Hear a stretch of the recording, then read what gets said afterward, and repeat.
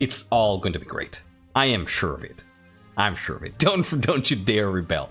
I'm sure it's gonna be great. I'm not gonna go over the background details again because we just went over it while we were joining the game, but you can find that on our Discord. Now,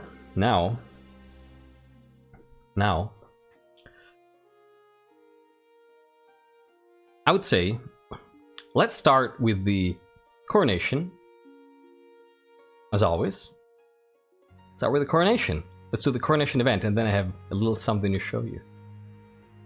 Let's go. Your Majesty, have scheduled your coronation to take place in a week's time.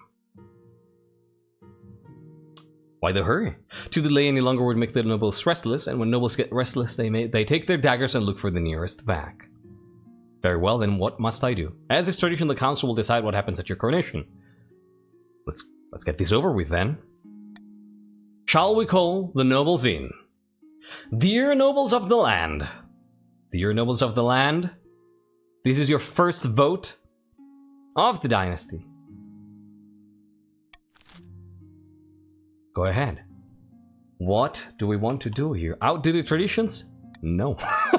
Absolutely not. Okay. The other options, on the other hand, are all very reasonable. Yes.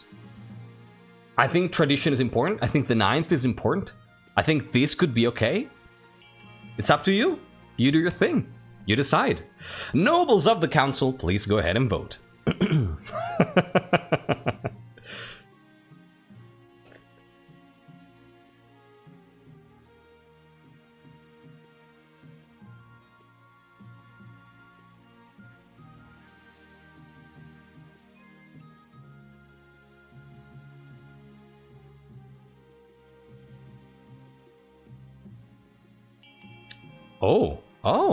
Oh, I see a bunch of ninethists here. I see a bunch of ninethists. Interesting. Okay. That's good. That's good. I can appreciate some ninethism here. I think this is a Meg. No, where's Meg? Oh, wait, what? Here's Meg. Okay, never mind. Let's go. River it is. Tradition is preserved. River above 9th, yes. Throw the king in the river. It is decided the king will be thrown in the river. Let me get changed out of my nice robes. The nobles pick you up and carry you out to through the Threadwater River, hurling you into the shallow water with a cheer. When you climb back up the banks, soaking wet, the Chancellor steps forward and places the crown upon your head. Is it your imagination, or are some of the nobles stifling giggles? Well, now that we've had a coronation, I think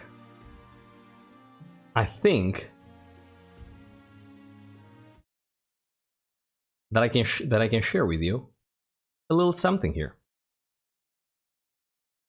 I think that I can share with you a little something here. Let me get some water. Yes, this is what you think, sweet. This is exactly what you think. Because, in case you didn't know, the Chain Pact Dynasty has an official anthem. And it's called The Call of the New Age, composed right after the signing of the Pact. And let me play it for you.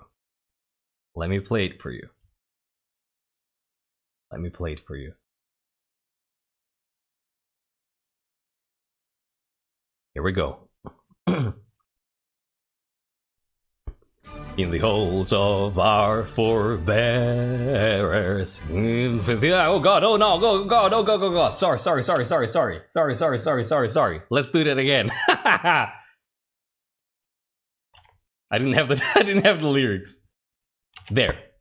In the halls of our forebears, from sea to shining sea, Raise up the goal of loyalty, for now reigns a time of peace. Honor bound by noble principle, we hold ourselves instead. For prosperity and compromise shall rule our times again. From the tundra of the northern lands to the mountains of the march, across rolling shores of coastal sands, we shout our valiant hearts. May the pact eternal be.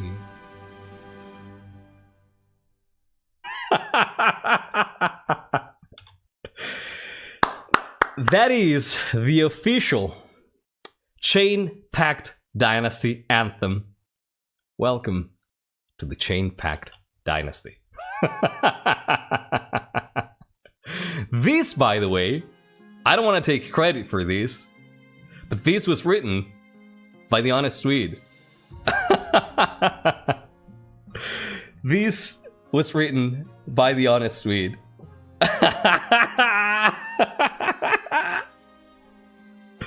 I hope you liked it.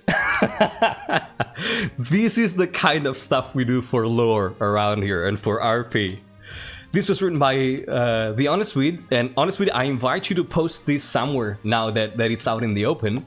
And there's a whole lore about it. Like, it was written in 834 by who was it? Commissioned by King Egidio the Rich, and written by Nicolas, I cannot find the name of the author here. Nicolas Morosini. There you go. Like, there's a whole lore about it. Yeah. Welcome to the Chain Pact Dynasty. I hope you like that.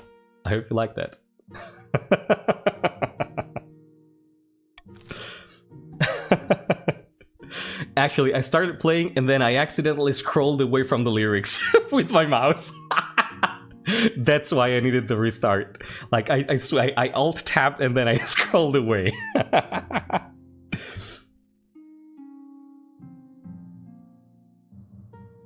Now let's continue. I hope you are inspired to be patriotic and to follow the unity that the Pact demands. Darth and Doom, go back a couple minutes and watch it. Oh, then wait once you can get the thing and yeah. Oh, please someone, yeah. All right. Yeah, you missed something. Let's go to the console introduction here and see who the nobles are that King Roland is gonna be introduced to. And I'm shaking with excitement. I don't think I've ever sung in public in front of these many people, by the way, so just so you know.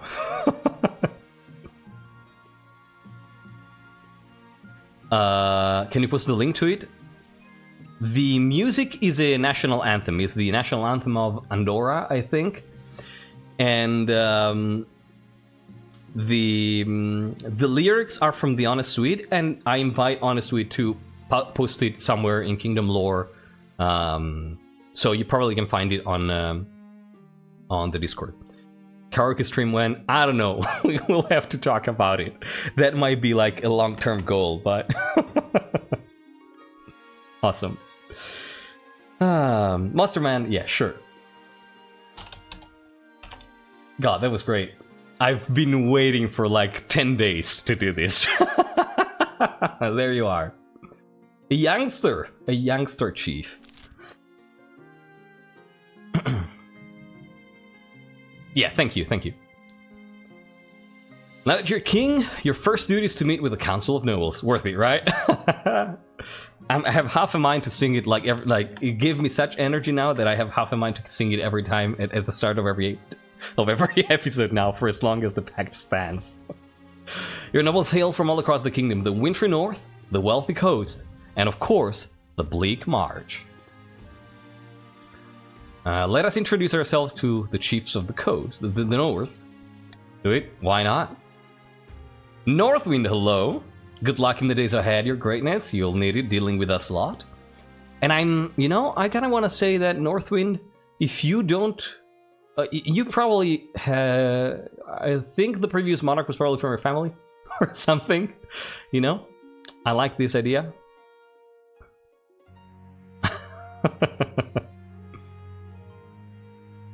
Chiefs of the Coast, yeah, can happen. Patricians of the North at this point. Sparse corruption, a pleasure, Your Serene Highness. I hope to see our kingdom prosper and grow wealthy under your reign. I hope so too. I have no doubt about it. And, very patrician name, yeah. Barons of the March, hail and well met, Your Highness. Under your leadership, we'll whip this kingdom into shape, huh? Improbable, Kate. Well, thank you. Glad to make your acquaintance. The council hall immediately fills with raised voices as the nobles argue with each other and demand your favor. You sigh and sit back. Is this what the council is like? No wonder your father told you to avoid the throne at all costs.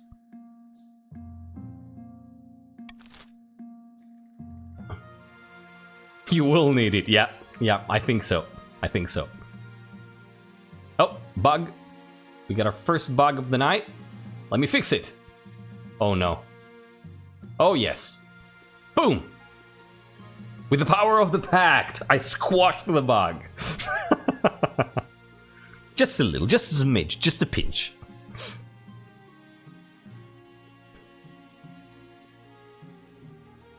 Oh god, clicking the other one would have been so cruel. Yeah, this is the power of unity, exactly. The path to victory. Your Majesty, when you die, how do you hope the kingdom will remember you? So, here. Who is King Roland? I think King Roland is a very responsible king. I think he understands in what a precarious position he is. You know, the Pact is on the verge of being criticized by half the kingdom. And I think that he knows that he cannot afford to look for anything but stability at this point. Absolutely. Yes. I suggest over the next few years, you focus on improving the kingdom's stability as much as possible. I think that's it. I will be loyal to my king if we can have polygamy. I'll bring the coast's finest oils. We'll see about that. It's gonna depend on who offers it. And it's scheme time. Of course, Lurks. Of course. Immediately Lurks scheming. Oh, right. I'm still to the right? Oh, thank you so much. Battle. Thank you so much. I forgot. Thank you so much for the kind reminder. Appreciate it. Awesome. All right. All right. Yeah, Lurks immediately scheming. Adelis. Of that which Lurks bloodline, infamous marcher equestrian stands before blazing hearth, yelling at full volume.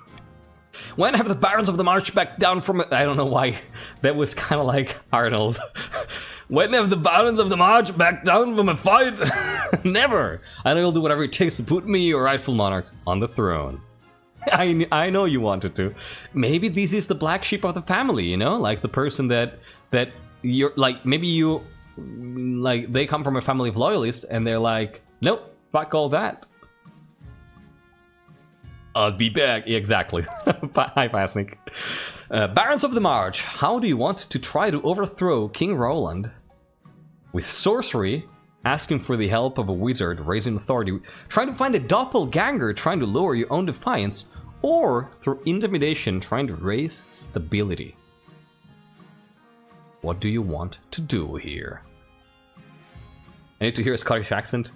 Oh god, I don't know if I can do that. I wouldn't know where to start from. Pointless grandstanding when the rightful succession is in place, right? Yeah, agree. Hey, Pidge. I don't know how to pronounce your name because that looks Polish. Hello, exclamation mark join, plus your pronouns to join one of the 3 regions. And if you need any other clarification, I'm sure that chat He's gonna be more than happy to help you out. But if you have any questions, feel free to ask. All right, intimidation it is. Wow, raise stability. Okay. Okay. Awesome, yes, you just joined. And you are a Chief of the North. With the very lovely moustache there. Have you ever played the game? The Barons plan to hold the king hostage in his own palace. First, they must lull the spy master into a false sense of security. To advance their scheme, the Barons must raise stability to 5 or more in 4 seasons. Well, easy peasy. Nope. Well, in very short, I'm a monarch and I'm trying to keep the throne, and I'm gonna try to do that by trying to raise this stat that has a crown here. You are a noble, and you're going to try to win by overthrowing me by following a scheme. The Baron's scheme here is to increase stability. The chief's scheme, your region here, is gonna be decided now in a vote. You're gonna see it here. You know, it's gonna be there's gonna be a blue diamond somewhere, and you're gonna have to try to follow that. And you influence the votes. You influence the stats of the kingdom, trying to achieve your goal by voting in council votes. That happens every season. But importantly, this is a roleplay dynasty. We're playing with a specific cultural background. If you want to know more about it, I invite you to go over to our Discord and look in the Kingdom Lore channel pinned messages, or just ask around, or just stick around and take a look at what we're doing. Asgal of the Sky, or just jumping and play and you know, I'm loyal. Oh, that's fantastic, perfect. Then you are pro-pact. Asgal of the Skeletal Recondition clan, powerful northern orator, stands precariously in a longhouse crossbeam, screaming like a fallen god. Chiefs of the North, we all know I shall be on the throne, not this imposter king Roland. How do we make that happen? How do we make that happen? Do you want to kick Roland off the throne, chiefs? If so, what do you want to do? Do you want to follow a prophecy trying to raise authority? Do you want to start Ragnarok trying to raise your own military? Or do you want to follow a hornblower trying to lower all faith? What do you want to do? Or not do, you know? Like, again, if you are pro-pact, you want to vote for a scheme that you think is hard to do. Because you don't want the scheme to progress. Asgal's kinda, yeah. Chara, sure, let me show you. There you are. Oh, that's a cool beard. Awesome. All right, Chiefs of the North. There's a lot of you, and this is a tie. This is a three-way tie. This is a three-way tie. This is incredible. So, if you want to vote, yeah, you look cool. If you want to vote, this is the moment to vote, Chiefs. I'm gonna be counting down from 5, 4, 3. Chiefs vote. 2, 1. And 0. And it's going to be Hornblower. Of course it's the horn. Of course it's the toot. The chiefs plan to dig up Oddhull's legendary horn and use it to take over the kingdom. First, they must win the favor of the gods by diminishing the kingdom's belief in the Ninth. Let's go. To advance their scheme, the chiefs must lower the combined total of all regions' faith to 12 or less in 4 seasons. And finally, patricians, we have Aeolus of the Sursliptislap family, well-known coastal tycoon, who scribbles with a well-used quill and a hardwood desk, explaining in a measured prose. Fellow patricians of the coast, my claim to the throne is far more legitimate than that of King Roland. Something must be done. What do you want to do, patricians? Do you want to use subterfuge, trying to lower stability? Or do you want to start an uprising, trying to raise the treasury? Or maybe you want to get monopoly, trying to raise your own trade? Oh, you want the throne? You are against the pact? I see. Patricians are very threatening. Patricians are very threatening here. Let's play Monopoly. I wonder if the pact is gonna be enough to finally get a monarch queen in our first round. Was there ever any doubt, right? Yeah. Monopoly it is. I don't see any doubt here. Gooberfish, welcome and thank you for joining. You are You are a Baron here. There you. Oh, by the way, one thing that I wanted to mention and I forgot. Starting from the next dynasty, I plan to do the join faction on the reveal stream and not on the start of the game, because that allows people to develop lore. I was thinking about it, and I think that it might be a good decision for 2 reasons. Reason number 1 is people who don't own the game can know already what region they're in, and 2, we know the map. We see the map, so you can start dividing territory and, you know, more accurately doing things. What do you think? I appreciate that, Risk Player. The patricians plan to privatize this entire damn kingdom. First, they must build up their industry. To advance their scheme, they must raise their trade to 5 or more in 4 seasons. Alright. Alrighty. And we have 2 questionable claimants and an embittered step-uncle. A step-uncle. The only relative. So if it falls, if the monarch falls by these 2, the pact is broken, 100%. 100% pact is broken. If the monarch falls through Eulus, the patrician, there might be a very slight chance that the pact is not broken, but I think it would. Of course I do, Risk Player, of course. The king or queen is Eulus' sibling? I think? No, it's nephew, right?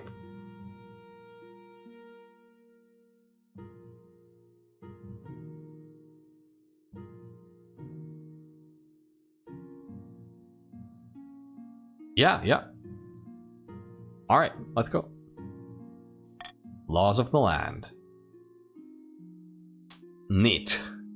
Great. Absolutely great. Absolutely great. It might be anonymous here. Yeah, anonymous voting. You know? To respect the nobles' votes. The previous monarch. Yeah, the previous monarch, yes. Pirates! Who would have thought? Oh, that's good. That's really good. Let's do the honor guard first, though. Immediately, yeah. Yeah, pirates. Let's do the honor guard first. One day, you walk into the palace gardens when you're confronted by an unusual sight. One of your palace watch is standing guard, but instead of a pike, he's holding a mop. What in the 7 hells is that? An improvised pole arm? Last week, a grubby little urchin kicked me in the shins and stole me proper pike. I grabbed the first replacement I could find. What if there was an assassin? I'd probably hide behind a decorative urn. Great. I can only apologize, Your Majesty. The Palace Watch have been more incompetent than usual recently. It's obvious you need a proper honor guard to protect you. But first, how can we improve the watch? It's an honorable weapon, is it? We're not gonna spend a fortune here. I mean, we couldn't invite Northern soldiers, right? That sounds great. That sounds like the Pact's way. Yeah, let's do that. Let's invite Northern soldiers. That's awesome. Let's do that. Yeah, I think we go for B. Like, we have great warriors from the north. Let's put them to good use. Like, that recognizes their valor and it puts them to good use, I think. It's good stuff. It's good stuff. Why do you want to spend a fortune on fancy new equipment? Why?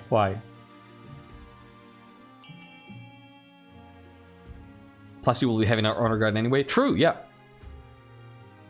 I don't think we need... we need new weaponry, but not fancy. Alright, looks like it's gonna be B. Let's go. Invite northern soldiers to provide training. The chiefs are honored that their martial prowess is acknowledged. A squad of hardy northern warriors soon whip your watch into shape. So by all accounts, some of your watch's incompetence rubs back off on them. One thing's clear from this mess, it's that you need an honor guard who can actually keep you safe, not like these kittens.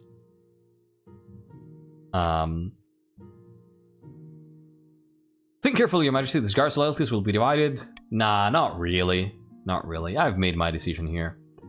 So, okay. The Baron's fallen into a coma? What? Oh, you're oh, no, dang. It's just the start of the game, Anthony, don't worry. So, I have to go with the Northern Warriors here, right? Because I am a Baron Monarch. And the previous Monarch was a Northerners. So, I have to go with the Northern, right? Is that correct? I'm gonna wait for a couple confirmations in chat here. Break the chain, come on. No, I'm not gonna break the chain. Yup. Yes, I believe so. Yay. Okay. Yes. Fantastic. Northern Warrior Cities. I will make the arrangements at once.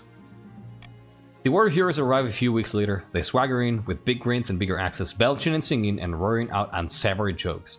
One of your courtiers faints. That's great. Yeah, of course we adhere to the pact. Yes.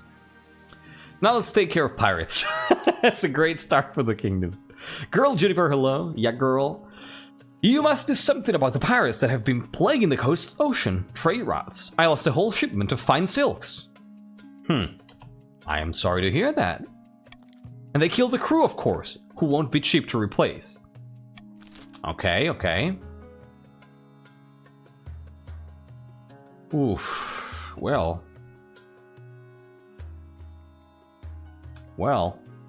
this is not great. I don't think we want to pay them. Right?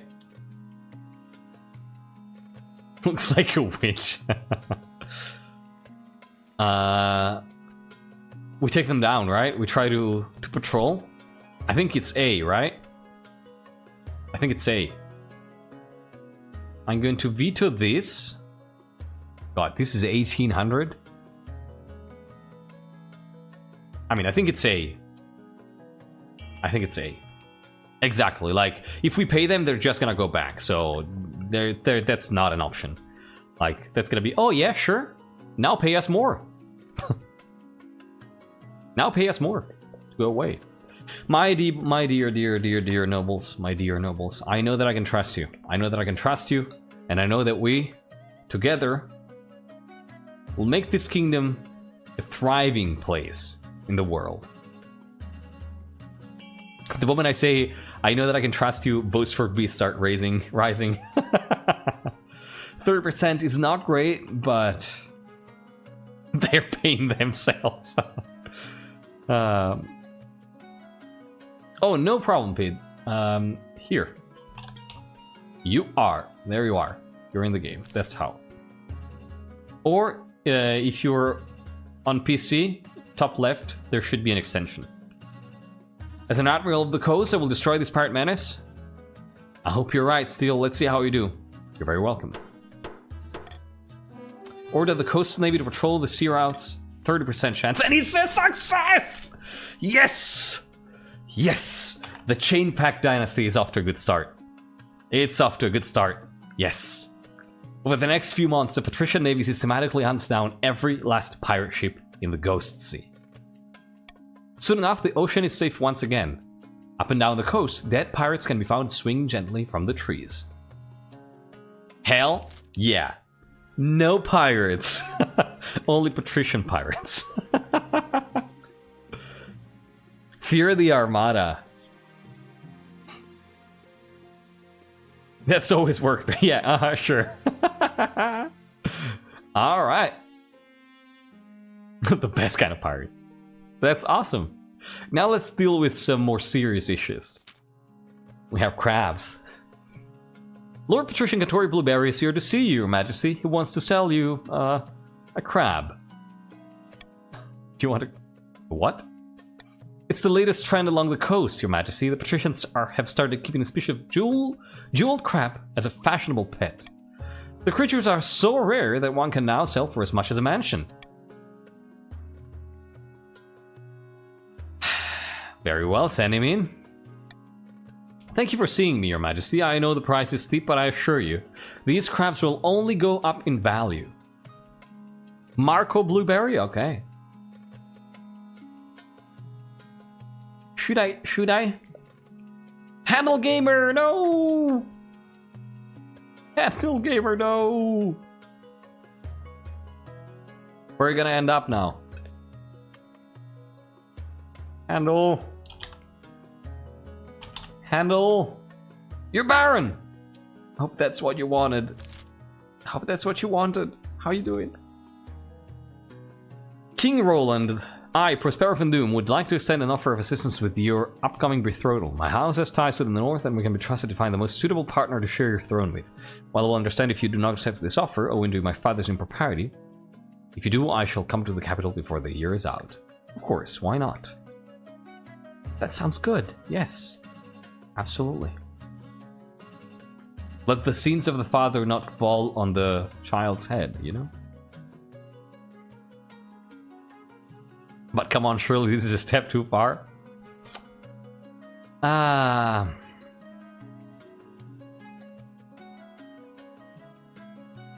Support local business. Well, help the economy, buy it, please. I'm kind of tempted to buy it, but they're super cute and super chic. Show everyone how fancy we are, and by extension, you and the kingdom.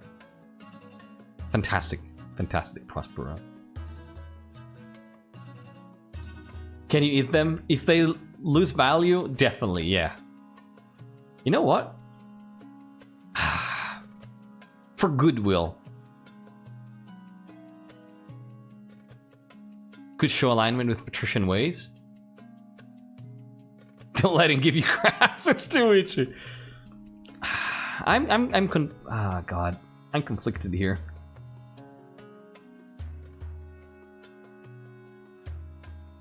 Yeah, that's so true, Northwind. Like, this is a bit...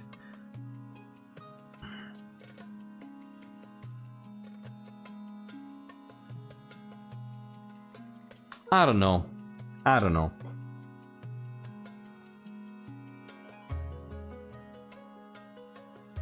I think I should stay impartial.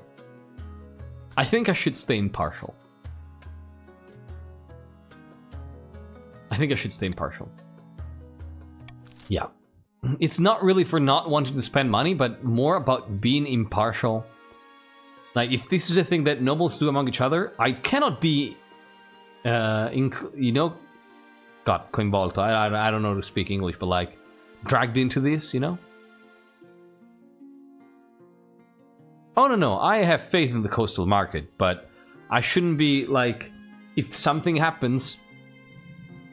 then whatever judgment I put out, people can say, oh, he voted that because he was involved, you know? So, yeah.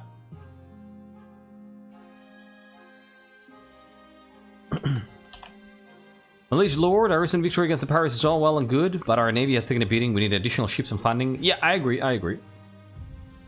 Absolutely, that's already on my agenda. Let's end the season here. Alright.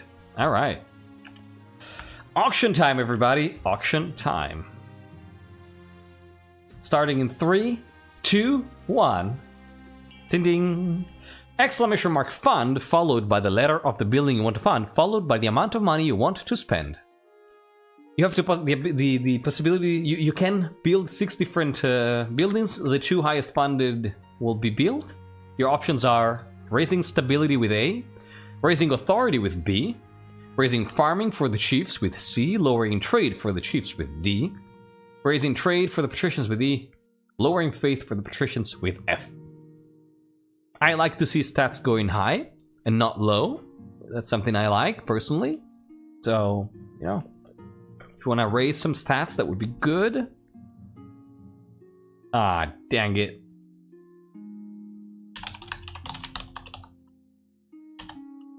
Oh no.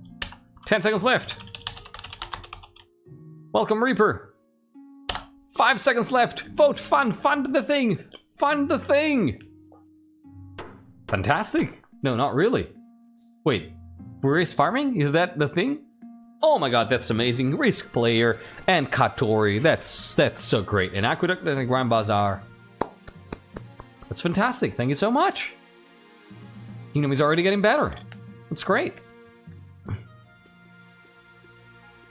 Where did you end up, Reaper? Patricians? Okay, awesome. We already had the pirate event here, by the way. I'm glad to see that you ended up in the right region. The whale, too. Well, let's do the important things first. In the twisty passages of your castle, you can avoid your advisors, the nobles, even the spy master, but there's one person you can't avoid. Your royal mama. Why haven't you found a spouse yet? It's been almost a year. I've been busy. You'd better find the time. Don't worry, I'll take the liberty of finding eligible candidates. What is your preference? Men, women, or do you not mind? I think Roland would like to have ladies. Yes, excellent. I'll send out messengers to the most influential nobles' families in the kingdom. Let's see what they have to offer. A letter arrives that says, Your Majesty, I am Lord Patrician Anthony Eternus, the master and maestro of the musical monsters. I am writing to offer our services for your upcoming wedding. For the honor to play the wedding, I shall forego the normal fee to write you a song and play it at the event. Signed, Lord Patrician Anthony Eternum. Consider it a deal. That's fantastic. Thank you. That is fantastic. She's a baroness. Bingo. Bingo. Exactly, Lurks. There you go. For the first time in King of the Castle history, we know the Royal Mother's region. Thank you, Melting Penguins. Here you are. I love the eye tattoo. I love it. I love it so much. Too shy, you are like 2 minutes behind, so I would strongly encourage refreshing.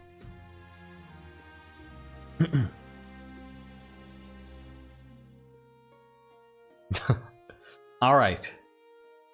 Let's do the crossbows. As you're walking beside the palace parade grounds, a crossbow bolt whizzes past your head and shatters against the wall behind you. Baron Solarite approaches, out of breath and waving frantically. He has a sleek, fancy-looking crossbow nestled in one hand. Great God, Your Highness, I nearly took your head off. Point that thing somewhere else. Sorry to scare you, I just wanted to show you this crossbow. Can shoot 3 bolts a minute and punch through ash-median armor at 500 yards. Beautiful, isn't she? Trouble is, to achieve such accuracy and power, she needs to be crafted from springwood. It grows only in the forests of the coast, and those coastal bastards charge exorbitantly for it. That's the free market, I suppose. Ha! If this is what the free market looks like, let's put it in chains, that's what I say. Damn, Solarite. The Barons of the March are guarding your borders, my liege, and yet we can't afford to buy the weapons we need. If you want to keep your kingdom safe, the patricians must stop price gouging. Yeah, first conflict of interest. Yeah. Your esteemed highness, this is outrageous. These barons just want to bargain. Ha. In chains, yeah.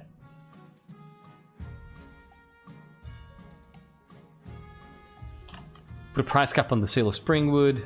Order the patricians to send springwood to the barons for free. Refuse to limit the free market. Plant a springwood grove in the march.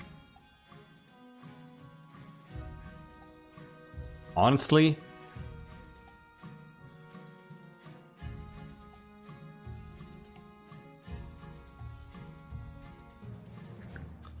because it's not guaranteed. Like, D is not guaranteed. Like, if you remember, by planting a grove. But what if it doesn't work?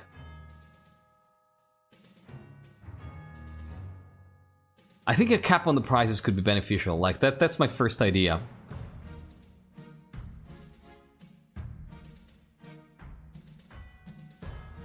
I mean, I can see a reason. I can see the reason behind both A and D. Like A was slightly favor the Barons, I think. Like this is not a great loss, right? Like it's 150. It's not a lot. So it represents a small loss. It would slightly favor the Barons, but if you remember, when the Chain Pact was stipulated, it was specific. It specifically said like the people who created the pact cut down the all caps, please, howitzer. I don't like to see that because it makes chat very, very, very poor to read for me. What was I saying? Yeah, like it's expected that a monarch could slightly favor one of their own region. It's expected that happens, and the rotation is meant to balance that out, right? Like we have a Baron monarch now. It's okay. Like people can expect things to go slightly in favor of the Barons. Next monarch is going to be patrician. Things are going to go slightly in favor of the patricians. You know, it maybe doesn't happen, but it's expected to happen. That said, I think the monarch thinks that this is a more like a safer solution, and is going to suggest the nobles vote A. But if the nobles vote D, the king is absolutely alright with it as well. So yeah, exactly. The monarch would say, "Let's go A," but the nobles can vote D. Absolutely, that's absolutely okay. Like that's an okay result in my eyes. So it's really how you see it. It's really how you see it. And I'm expecting like the chiefs being the ones that, you know, make or break the deal here, because the Barons are probably going to vote A exactly, and the patricians are going to vote D, and I'm assuming chiefs are going to be the ones that decide where it swings. It's very close. It's 16 to 15. Look at that. 16 to 15. All right, I'm gonna count down from 5. 16 to 16, it's a tie. 16 to 17, it's turn.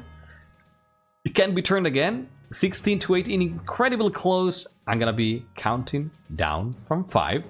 Pid, you are in the game. You don't have to join again. Like once you join, you are in the game. Don't worry. Gonna count down from 5. If you haven't voted, vote now. 5, 4, 3, 2, 16 to 18, 1, and 0. Boom. Extension isn't working. You don't need the extension to vote. Like you just type in chat your vote and your vote registers. Don't worry. Plant a Springwood Grove in the March. D wins. Now let's hope that 40% succeeds, and it's a failure. A few weeks later, a wagon load of Springwood seeds arrive in the March. They're planted in painstaking rows outside Baron Solarite's estate, tended by his best farmers. Unfortunately, the stony soil and bitter weather of the March proved too much for the seedlings. Nothing grows in the Springwood Grove, and the Barons grumble about your decision as the patricians ratchet up prices. Turns out the monarch was right. Turns out the monarch was right. Yeah. Alright, beach the whale.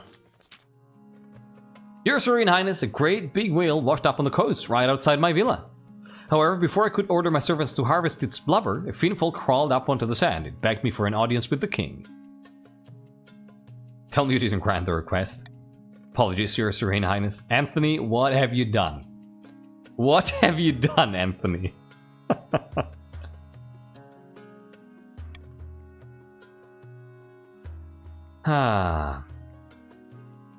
Your worst fears, I realize, when a frog-faced green-skinned man waddles in, his flippers slapping against the marble.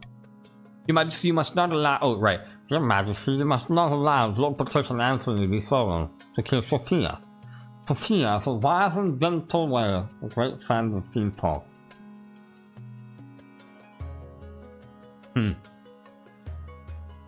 Why should I listen to you? Because I am begging. Sophia has done nothing to you. Please, return her to the waters where she was born. Or, and hear me out, Your Serene Highness, we could strip down the whale to its components, and make a fortune. Who cares what these fish faithfuls think? Okay. Yeah, I agree.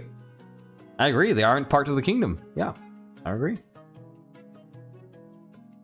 Blinks before waving at the people. I agree. I think we should...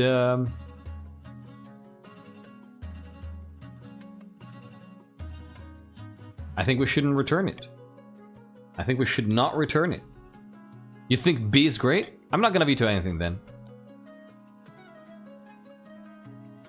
Yeah, I'm gonna veto C. I see some people supporting B, so I think we should go for A. I think we should go for A. I think we should go for A. I think we should go for A.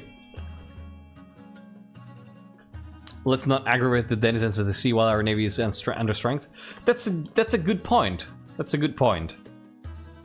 That is actually a good point. That is actually a good point. I mean, you know better. Say no to animal cruelty. I agree. The whale is dead, though. But I agree. Oh, wait, it's not dead? Oh, crap. I just realized that it says slaughter and harvest. It's not. Look at this. It says slaughter. Damn. Well, never mind. Vote B, please. Yeah, it's just beached. Alright. Yeah, no. Absolutely, let's do it. Okay. Even the patricians want to give it back. Wow. Except Anthony. Oh, that's cool, Morgrim. I don't think I've ever seen this, yeah. Alright, let's go. That's true, Howitzer. I saw your report, yeah. I mean, I read the whole conversation. By the 9th, I can't believe this. How could you take the fisherman's side over your own citizens? Thank you, Your Majesty. Well back.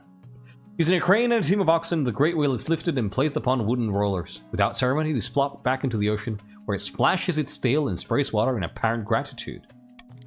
From that point on, wow, coastal fishermen report that their catches have nearly doubled. A grateful finfolk literally herd fish towards their nets. That's awesome. Of course, Miley, of course. Of course. That's big, yeah. +3, wow. Okay. Taxation time?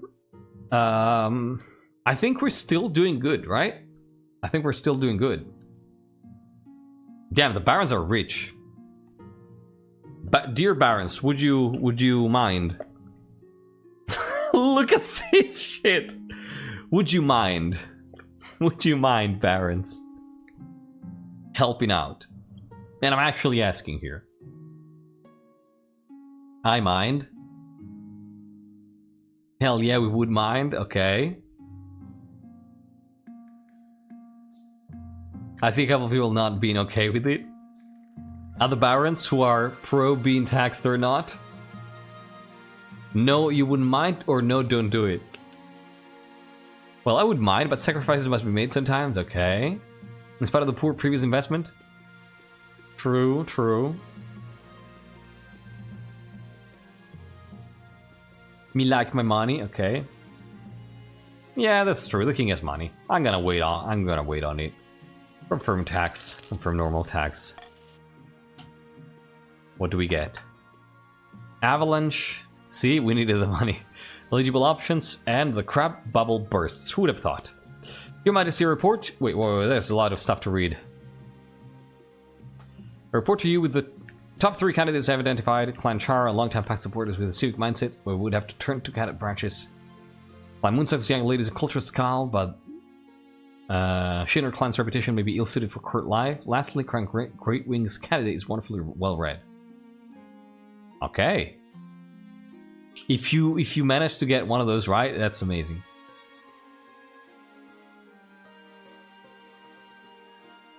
Captain Atwater, ruler of Kraken City, a city of pirates. Well, I apologize for meeting coronation. Sailing from Kurth takes time, and I hope my absence won't nullify the contract signed to bring us under the folds of the kingdom. Absolutely.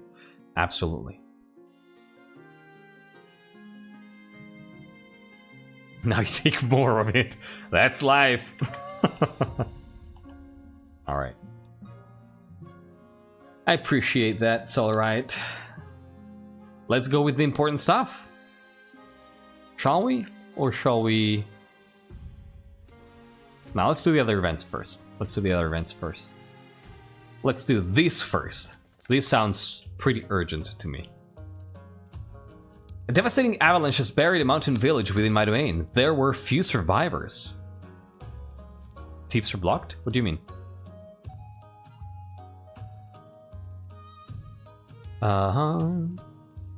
I suppose the kingdom should lend a helping hand, of course.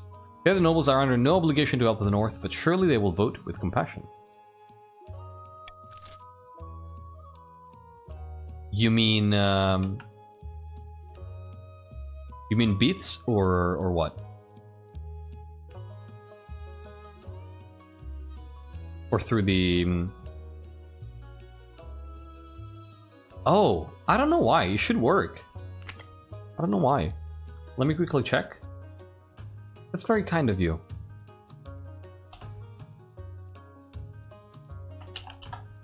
Give me like 30 seconds, yeah, to see if it works exactly. Thank you.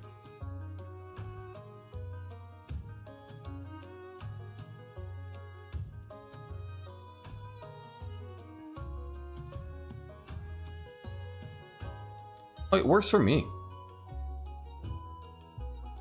Like, it opens up correctly for me. Like, you...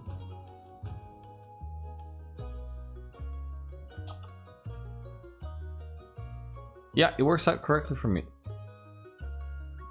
So, I don't know. It's weird. Like, does it not show up at all?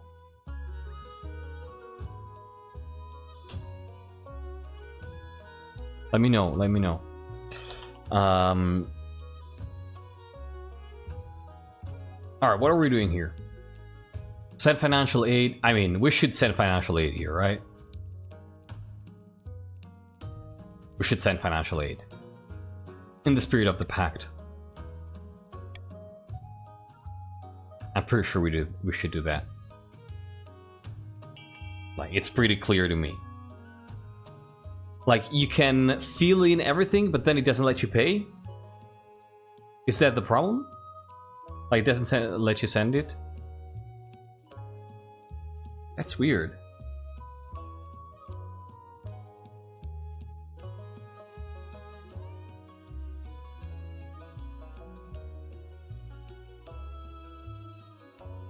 Thank you so much, dear nobles. Look at that. Look at that. I am so happy. Oh, okay, that's why. Awesome. Vaspir! Why would you do that? Vaspir! Vaspir! Nah, it's okay, it's okay. And Knife Master, of course. Gilly Kid. Gilly Kid or Gilly, I'm assuming. Thank you so much for joining. You are a Baron. There you are. Welcome, welcome. Alright. Thank you so much, my dear nobles, for being reasonable and caring for the kingdom. That's what we should all do. That's what we should all do. Send financial aid. Your funds go towards resettling the survivors in neighboring villages with enough gold to see them through the winter. And Chief Pastic skims a little off the top, of course, for their trouble. But full name, I think you just have to write something, right? You don't have to write your name, I think. Alright. Krabby Bubbly first. Boo what? I'm full tilt this dynasty. I'm not a respectable pacifist this time. Oh, okay. Bad news, Your Majesty. Absolutely, Northwind. Bad news, Your Majesty. A new reef has been discovered, which is overflowing with millions of jeweled crabs. Crab prices are crashing catastrophically. What? The entire kingdom will suffer financially, Your Majesty, with the exception of a few patricians. Curiously, Lord Patrician Katori Blueberry, this very same patrician who first began the crab craze, recently sold all his crabs at a huge profit, just days before the crash. Suspicious. You summon your council to discuss the crab price crisis. Many assembled nobles have invested heavily in the crab market, and they're casting furious glances at the patricians' benches. Oh, shit.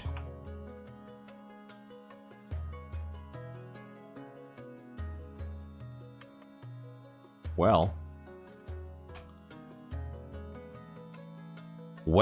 see, I need to get some money. God damn it. I gotta set anonymous voting here. Since there is an option to everybody, I would kindly ask you to refrain from spamming all caps as is in the chat rules when you join the channel for the first time. It's the third time I say that tonight. If you don't, timeouts will start. Thank you. Since there are votes against a noble, possible votes against a noble, I would say anonymous voting here. You know, makes sense. Let's go. What's that? Hey, Pete, thank you so much. A tribute from the north. Thank you so much, Pete. That is incredibly, incredibly kind of you. For the little bribe. So alright, thank you so much for the follow.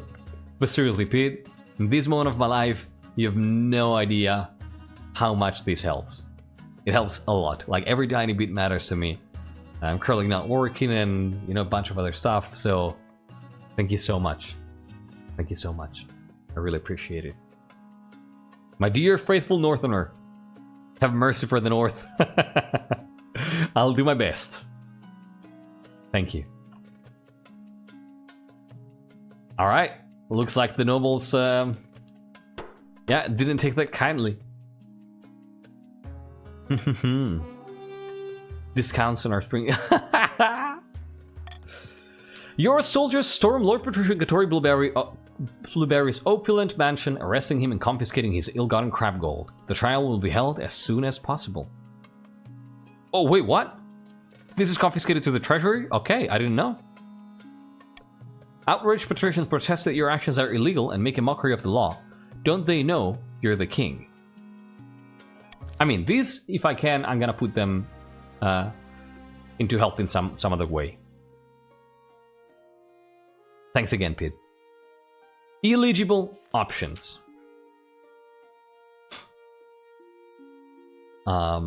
See, you didn't need to text the barons, yeah. I found 3 potential matches for you. 1 eligible young woman from each of the kingdom's 3 regions. Choose wisely, you'll be securing a powerful alliance. Yes, yes, and no. Let's see the eligible bachelorettes. I mean, of course we need to look at all of them, even though we know already that according to the pact, I'm gonna have to choose the patrician. She whisks away the cloth from the first portrait. This is Cass Street, first-born daughter of the Northern Two Shy clan. Wait, what were your predictions again, Darth Von Doom? I think Northwind for the North, right? She's been a melancholy sort ever since she was a child, but otherwise, she's a decent enough company. She keeps the company of witch women and god speakers who have taught her mysterious secrets. She's an incredibly different person, by all accounts. Gets up at the crack of dawn each morning and goes for a swim in a frozen lake. At least it's not a mag, yeah. I think Chara? I thought it was Northwind. Okay. Oh, if you were there, maybe Darth Van Doom thought you were in the march again. Still. I can see the appeal. You have a daughter, yeah? From the coast, we have Aurelia, the wealthy heiress to Lord Patrician Risk Player's estate. I mean, just look at her. She's gorgeous, and apparently she's got a silver tongue, too. Okay, so far, so good. So far, so good. Chara, Northwind, and Morgrim. Okay. So far, so good. Oh, no, we're picking the patricians.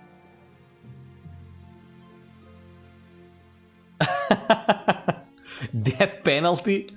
Remember who found you? Patrick or... Okay, PJ. I'm gonna call you Pat. P or PJ. Okay, PJK. Thank you so much again, PJ. You're very kind. Who do you want to put to death?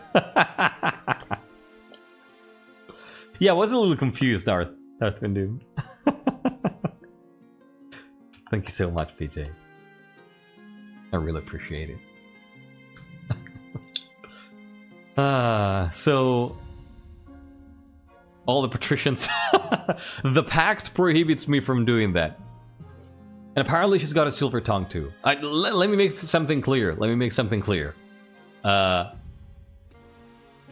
It's called bribes, but it doesn't actually have an impact on the game. Like, it's a joke. It's something that it's just for fun that it's called bribes. Just to make it clear, because I don't want to create a situation where people who have monetary means can influence the game against people who don't. Just yeah, I know, awesome, yeah, but just it's better to say things out back. Welcome back, Lelkatlan. In spite of that, again, yeah, no real bribes, exactly. But truly, it was fun. It was fun. Thank you. All right, so this is so far so good. Let's see how fucked up she is in reality. She's also obsessed with the arena. All her friends are gladiators, and sometimes she even enters a fight herself. That's badass. And apparently she has a dark side, though I don't know much more about that. I don't care about the dark side. She's a badass. Yeah, the opposite, exactly. Patricians again. Yeah. She's sick. I like the sound of her. And finally, we have the Marshal's offering. Johanna, scion of the prestigious Gilida-Kid bloodline. A typical baroness, really loud and brush himself off the sword, but mostly well-meaning. She set up her own mercenary company for a while and did good business. That's all over now, though. She's got a reputation for not giving a damn what anyone thinks of her. It's badass, too. Damn. 2 out of 10 gameplay. This is cool. Wow. Sounds like a laugh. What do you think? Of course, by being a candidate, you'll anger the other regions, but you'll gain a lifelong alliance. See, and this is all very ritual. I have made my decision, of course. And my decision is Aurelia of the Coast. Yeah, they were pretty dope, I agree. Yeah. She's the Merc Company leader who made the Barons the extra cash. Yes. Yes. Yeah. Why Traitor King? No, the Pact dictates, the Pact demands that I have to pick Aurelia of the Coast. I'm a Baron Monarch, I have a Chief Honor Guard, and I have to pick Aurelia of the Coast. Yeah, the North better remember that I respected the Pact. Aurelia of the Coast. Excellent, I'll make the arrangements. Alright, let's go. Damn with the Pact. Of course, Juniper, of course. So, do we want to have some money going around here? What do you think? What do you think? That sounds like a good idea to me. Let's do it. Yeah, the March will remember this. Look at the March. The March is unhappy. Nah, I'm gonna give money to you. You say we gamble? No. I don't want to gamble money for myself. I'm gonna give money to you. The royal wedding. Let's do the royal wedding first, right? Let's do it. Your wedding to Aurelia is naturally the talk of the kingdom. Nobles and peasants alike travel from across the realm to attend. For a week and a day, the capital is one giant party. It feels like you're the only one not taking part. Instead, you're getting ready for the ceremony. Soon enough, you're standing in St. Bertrand's Cathedral with Aurelia at your side. Do you take this woman as your lawfully wedded wife? I do. Then I pronounce you king and wife. After the wedding, of course, there's a feast, and after the feast, a dance. Your new wife Aurelia laps up the attention, delivering a witty speech in which she flatters you outrageously. By the time you find yourself alone with Aurelia, it's past midnight and you've never felt more tired. I appreciate that, Solarite. Thank you so much.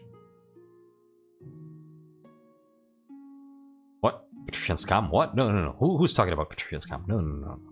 You danced so very beautifully. It was such a wonderful day, wasn't it? You know, I think we're gonna admit that our heart wasn't in it. This shocks her at first, but then she smiles. Me neither. Still, I suppose it's the game we must play. Let's drop the act, shall we? With pleasure. Well, what should we talk about? I'm so used to steering conversations into safe waters. I've forgotten how to let it run its natural course. Aurelia's cool. I like her. Tell me a secret. I'm sorry, my darling, but I'm not comfortable sharing my secrets yet. That's okay. I was so nervous about today. Me too. Not that I left myself show it. From there, the conversation flows like fine wine. You pass a bottle back and forth, laying bare your deepest fears and hopes. At night's end, you join your wife in bed, feeling for the first time that you've glimpsed her real feelings. This is cool. This is cool. That's how we roll, Morgrim. Does Aurelia know that we can hear? Juniper, thanks so much for the follow. Happy to have you with us tonight. She's cool, and that's cute. I agree. Are there any particular details? Wait, what? Was that for me? Oh no, I don't think it was. Okay. No, that's true. Gonna be a new Sapphic favorite? Probably. It starts in 948. It starts in 948. Forget the kingdom. Alright, let's go to a curious discovery here. Your Majesty will recall the devastating avalanche that struck the north. I remember a tragedy. The avalanche uncovered an ancient stone door embedded in the mountainside. We suspected it may be one of our ancestors' tombs. Some locals pried open the door and investigated within. They did not return. Okay. Well.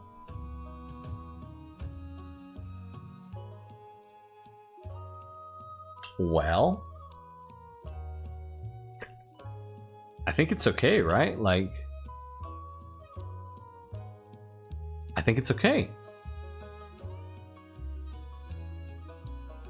I think whatever we do is okay. I think A or B. I think A or B. Right?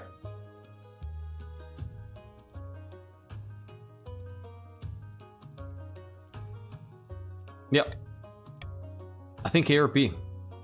Of course you can have permission. Yep. Prize itself on a successful arranged marriage.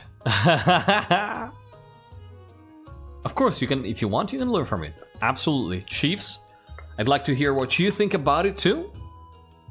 Since you know it's your thing. But yeah. Absolutely, go ahead.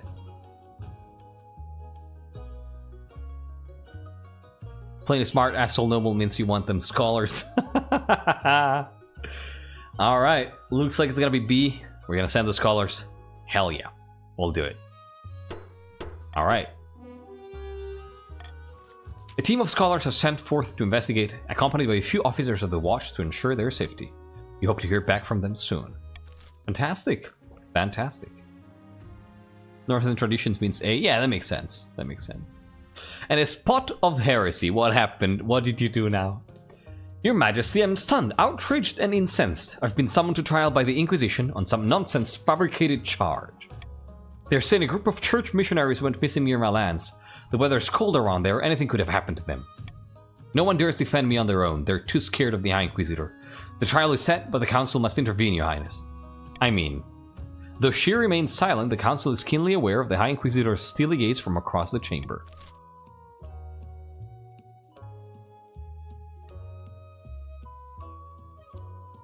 We're gonna find a witness, right? We're gonna find a witness.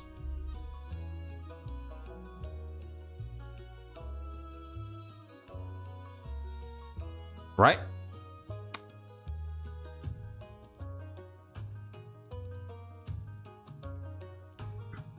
I think we find a witness here. Like, that's my opinion. But I think we do anonymous voting.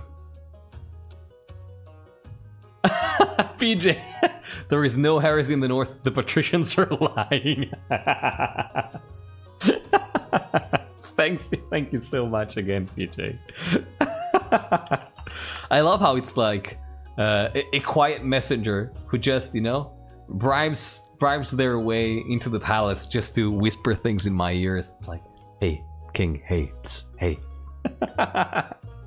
Thank you so much, PJ. Thank you so much. Welcome, welcome, King Israel.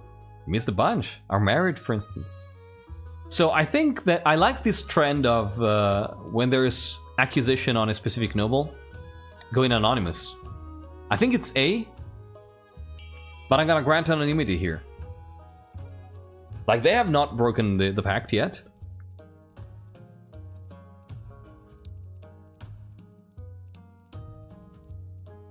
Yeah, right? There we go. I think we try to find a witness. And hopefully, like, look at this. This is a conflict between how scary the Inquisition is and how people trust in the stability of the kingdom. So this is going to be really interesting. If it's a fail, if it's a win, it's going to be really decisive. Like, okay, yeah, the people think the kingdom is stable. If it's a loss, if it's a fail, first crack. First crack. Let's go. 6%, come on. Oh, Melting Penguins, you're accused of heresy. You distribute a proclamation among the chiefs asking for witnesses of Melting Penguins' innocence. And yes, it's a success! A northern villager eventually comes forward saying she saw the missionaries heading in the direction of the frozen lake near Melting Penguins' estate. Indeed, they're soon found wandering aimlessly through the featureless tundra, completely lost and slow blind, but alive. With no dead missionaries, the High Inquisitor is forced to drop the charges and pay compensation to Melting Penguins, who sends you a small gift in thanks. The kingdom is stable. The kingdom is stable, and people believe in the stability of the kingdom. Let's go. This is great. Scheme check. Deep in the forests of the March, Baron Battle of Cana has gone boar hunting with a few of his close friends. Our plans are going better than expected. The spy master thinks that all is well in the kingdom, and while the cat's away, the mice shall play. Namron, how dare you? Cats aren't best for getting rid of mice. You're better off with a terrier. I think you missed the point of my analogy. Never mind. Our next step is to replace the Palace Watch with our own agents. Should be easy enough. If the king can't pay them, the watch will look for money elsewhere. For the next stage of their scheme, the barons must lower the treasury to 1,500 or less if they really want. Yeah, it's Therese. Therese. Northern... It's not the story the patricians would tell you. Ah, God, the pact. The poor pact. Never good with analogies. Sorry to hear that too, Shy. Hopefully it gets better for next week. Thank you so much for being here and for joining. I'm glad you could be here, at least for the first half of the stream. Take care. Northern sagas tell of Oddhild's horn, once gifted to mortals by the honey-blooded prince himself, then lost to the snows of time, never to be found again. Until now.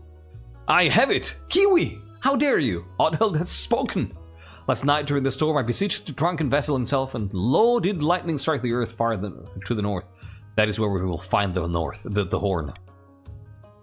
You mean into the frozen wastes? Dragon Pit. Dragon Pit. Hey, have everyone muster their best warriors. We're heading to the domain of the Ice Giants. For the next stage of the chief's scheme, they must raise their military to 5 or more in 2 seasons.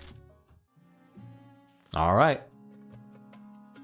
Dude, Boogaloos, we might. Listen, I can't explain. I was told of an awesome ass adventure, and as a chief, I can't resist an adventure. Look at this. Ain't this our admiral scheming together with a pirate? Why are you there still? Why? If you pretend that this isn't Declan, then it makes total sense. Sam is doing it for the chaos. Oh, that makes sense, right. Yeah, that's Steel. What are you doing there, Steel?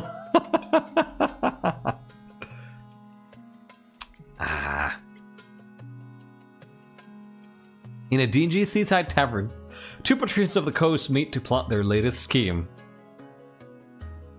I don't want to be involved with this. Why am I here? No, is this Reaper? No. I think this is Electri, right? The coast's economy has never been better. We're making more money than I know what to do with. Yeah, there. See? I know my nobles. I know my nobles. Money breeds money. I've made a series of investments to improve our profits even more. But what do we do with all the rest of this gold? Steel is the true mastermind. Time to start buying things, of course. Land, roads, bridges. We'll buy up the whole kingdom piece by piece. But first, the kingdom must be in desperate need of our gold. To advance their scheme, the patricians must lower the treasury to 1,500 or less in 2 seasons. Interesting. Captain Atwater approaches you with a checklist. My lord, my personal war fleet is ready to be dispatched to any nation that has provoked your ire. Is there anything in particular you want from our spoils this time? I mean, we're not really angry at anyone right now, but, you know, gold is always good. Gold is always good. And ships. We need more ships for our navy. Definitely. So if you can capture some ships instead of, you know, floundering them or whatever, sinking them, that would be great. Alright, let's go.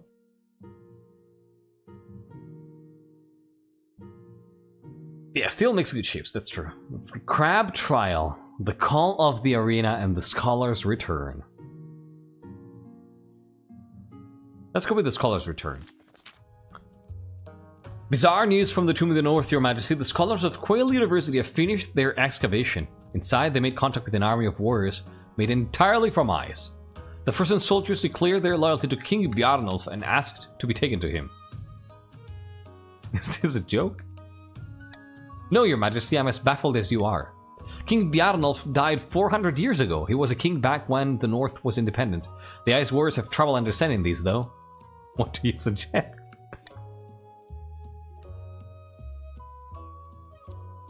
King Bjarnulf is interred in the Hall of Heroes in Wintergate.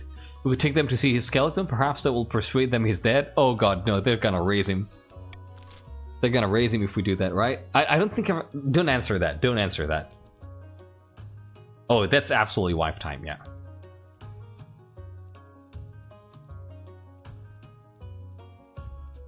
Seal them in the tomb for good. I mean, D sounds smart. D sounds smart to me. Right? A is best? I don't think so.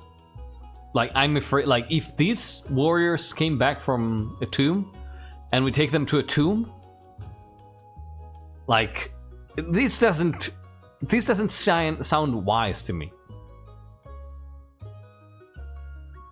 I think D. I think D.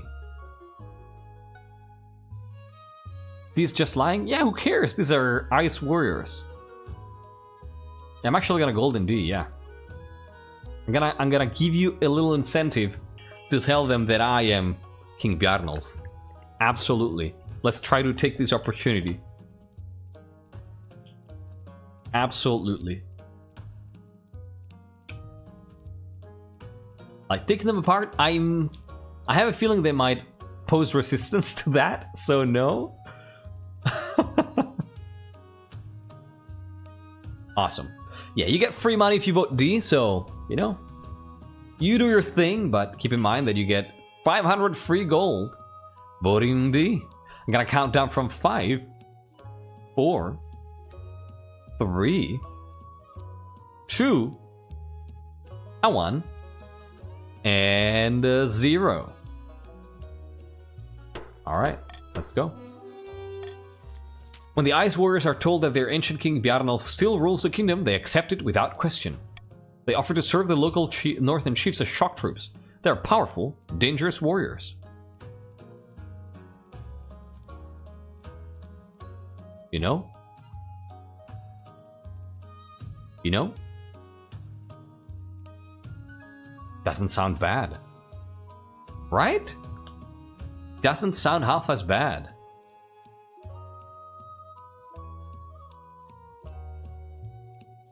Yeah, why not? Let's do this. Allow them to remain under North's control, yeah. The Ice Warriors are dangerous opponents, good with the blade, untiring, and inhumanly fast. They'll prove a dramatic boon for the Norse military. Let's do it. Yeah. Fantastic. Fantastic. Yeah, what's the worst that can happen? Please don't tell me how events end. I like... If I forget how an event goes, I like to find out again. So please avoid that. Why are we plotting against Roland? He's a pretty chill king, right? He's nothing like his father. Looks like it.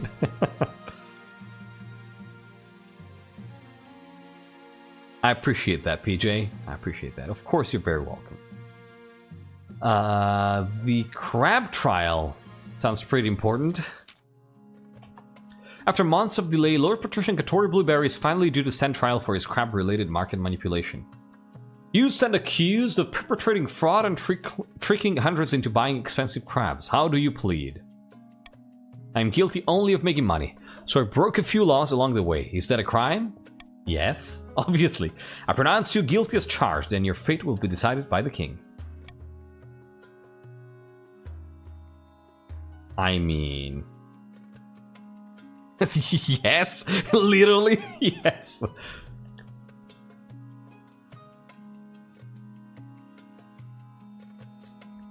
He should go free.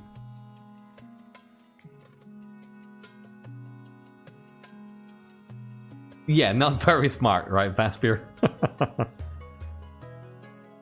Yeah, unrepentant is the thing. Unrepentant is the thing. Yeah, I think I want to just say let him rot.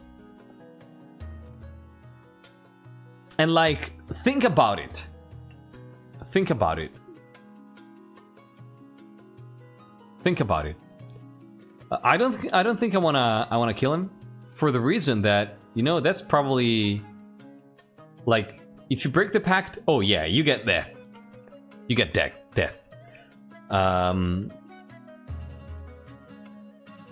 This is not quite it, right? Like, he worked against the pact in some way, but probably some edge case, right? Like, because it's how do you say? It tricked some nobles, but also some nobles from the coast, I think, right? So, I think it's in prison, yeah. Lord Patrician Katori Blueberry is dragged away in chains, wailing for clemency. Most of the watching nobles agree that justice has been done, except for the patricians, of course. Please, your majesty, Katori Blueberry has young children. Who is supposed to pay for the upkeep of his villa? What? Death by crab. Yeah. We're good with it. Some of us are... Wait, Juniper, you are a patrician? Oh, you are.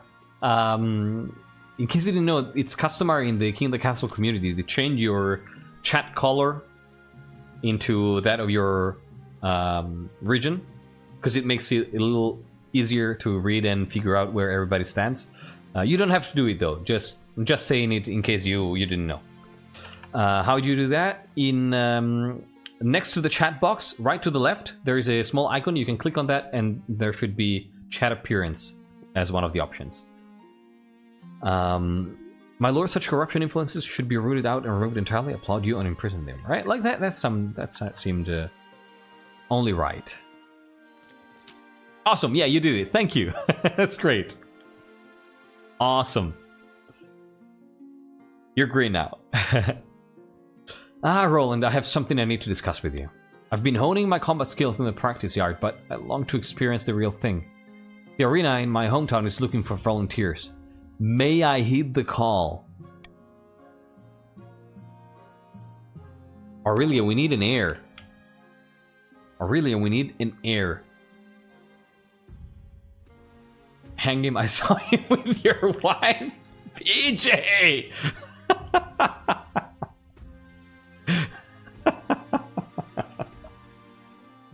Yeah, too late. But thank you nonetheless.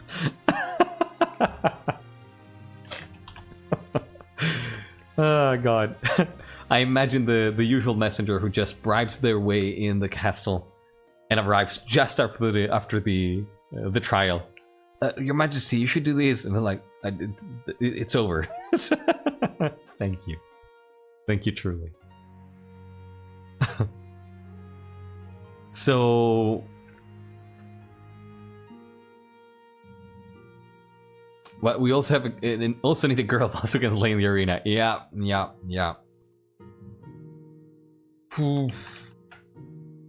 May I heed the call?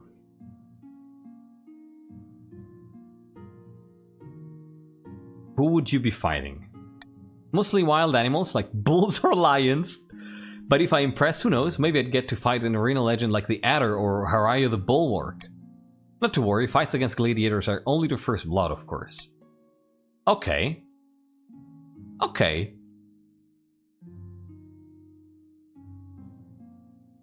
As long as you'll be careful. Excellent, look for me in the fur loincloth. What? I'll be wearing your colors, of course. Oh my god!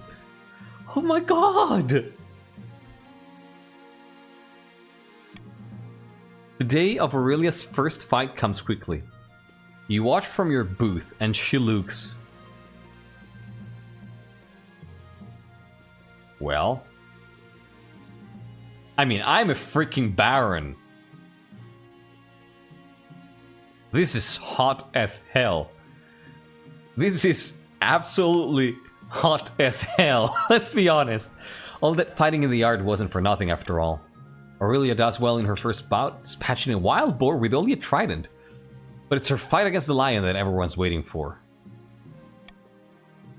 Oh my god, there's a percentage chance? Why did you let her... If she fucking dies. If she fucking dies.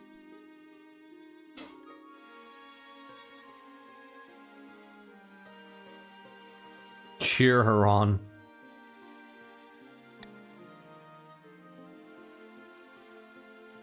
The fight goes poorly. Aurelia takes a number of nasty hits before eventually calling the signal for surrender. The lion is put down by a number of archers from up in the stands. Please don't die. Please don't die. Please don't die. Okay, word of the embarrassing fight spreads far and wide, causing a dip in the Queen Consort's credibility and by extension yours. But she's alive. Oh no. I'm gonna comfort her as best as I can. I love her! I love her! Oh god. Oh god, I was so scared she would die. You know? I think that... So you wanted to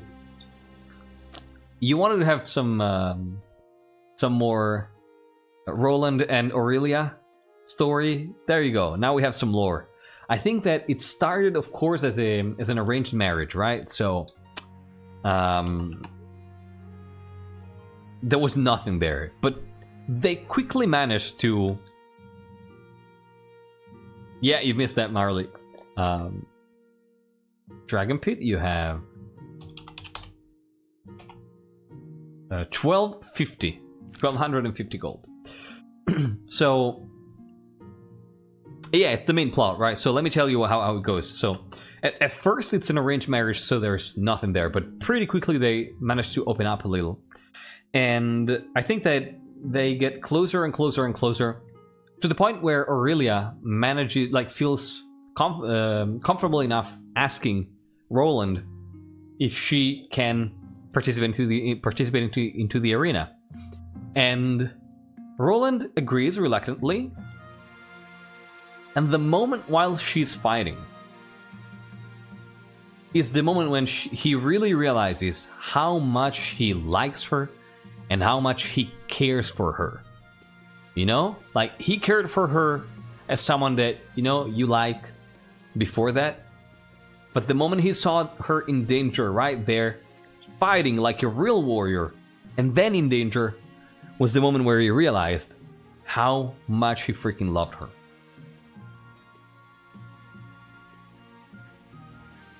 Yep. Exactly, the king was absolutely doing hard eyes. They're so cute, I'm going to eat them. Yeah, He was there, heart beating, and he realized, oh my god, no, I don't want her to, oh god, please leave. Please leave.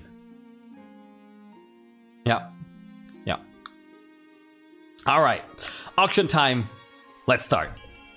Exclamation mark. Fund, followed by the letter of the building you want to fund, followed by the amount of money you want to spend. Exactly. Full-on Roman's novel moment. Precisely. Your options here are lowering farming for the barons with A, raising stability with B, which is great, raising military for the chiefs with C, lowering stability with D, lowering faith for the patricians with E, lowering authority with F. I see B and C as the good options, but you do you. You do you. You do you. 20 seconds left. Boom.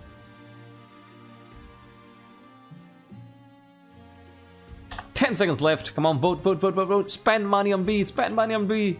Do it. Do it. I told you spend money on B. See? Never trust the patricians.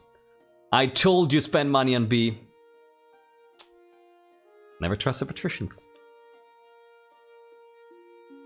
Tycho snatching that lower authority and Melty Penguins raising military. You gotta fund, you gotta spend the money. It's Rasuna Theater. I have to build a theater. I thought the theater was already there. No. I was asking everybody else to spend the money. The pro pact.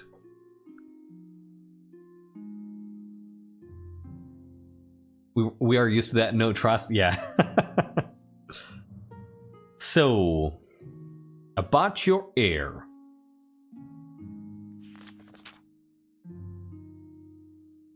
Based on the rules of the chain, we need to weaken the North's army so we can, like, break their legs or something. Pretty much. I can already imagine Roland telling to Aurelia as he realizes his true feelings for her. Yes, exactly, yes. When I was looking at you. Your marriage to Aurelia has grown strong and steady like an old castle wall. Oh, ciao. Goodbye. Give me a second.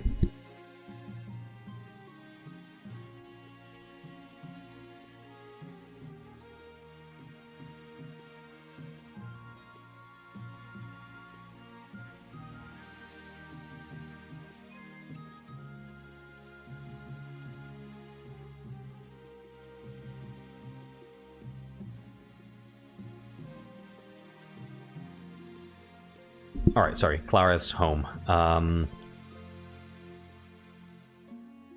BJ, please express that a little, you know? That's a little...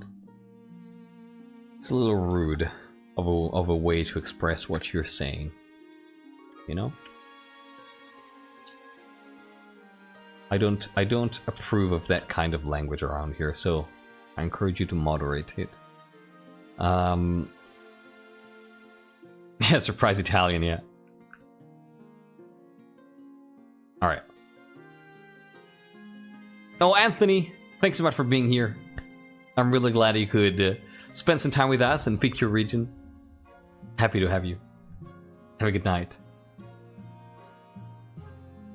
That's much better, PJ. Precisely what I'm talking about, yes. Exactly. Alright, let's go. Say ahoy matey to Clara from the parts. I'll do that later. Apologies accepted. So, your marriage to Aurelia has grown strong and steady like an old castle wall. Though it began as political arrangement, it's blossomed into something like law. Sure, risk clear. Saying hi to Clara. It's high time you thought about an heir. Congrats are in order, the royal wedding was a magnificent affair. I'm very happy, thank you. You've done well so far, but something missing, an heir. My wife and I will have a child together. The traditional method, no one will object to that. I'll arrange for you to take a month off from ruling so you can get down to business. I'm gonna refer you saying hi to Clara as soon as they come back. They're probably gonna walk the dog now. Alright. I mean, Long March North sounds like the way to go. Good evening, Your Majesty. Tell me, have you ever heard of Odhill's Horn? Alright, post that on Discord, Morgan, please. Please explain. The Horn of Odhill is a northern legend, a horn gifted to mortals before the Ninth's triumph during the Cursed Age. Pagan superstition, surely? Partly, the horn is likely the creation of one of the deposed gods. The chiefs have merely built up the myth as a way of understanding things beyond their understanding. But it is real. It's said to have the power to destroy any fortification with a single toot. The chiefs are searching for it in the frozen wastes. Having received a sign hinting at its location.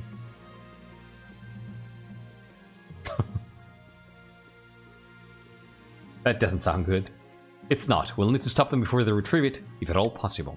They've gathered a great host of warrior heroes for the journey through the wastes. We must act fast to have any hope in stopping them.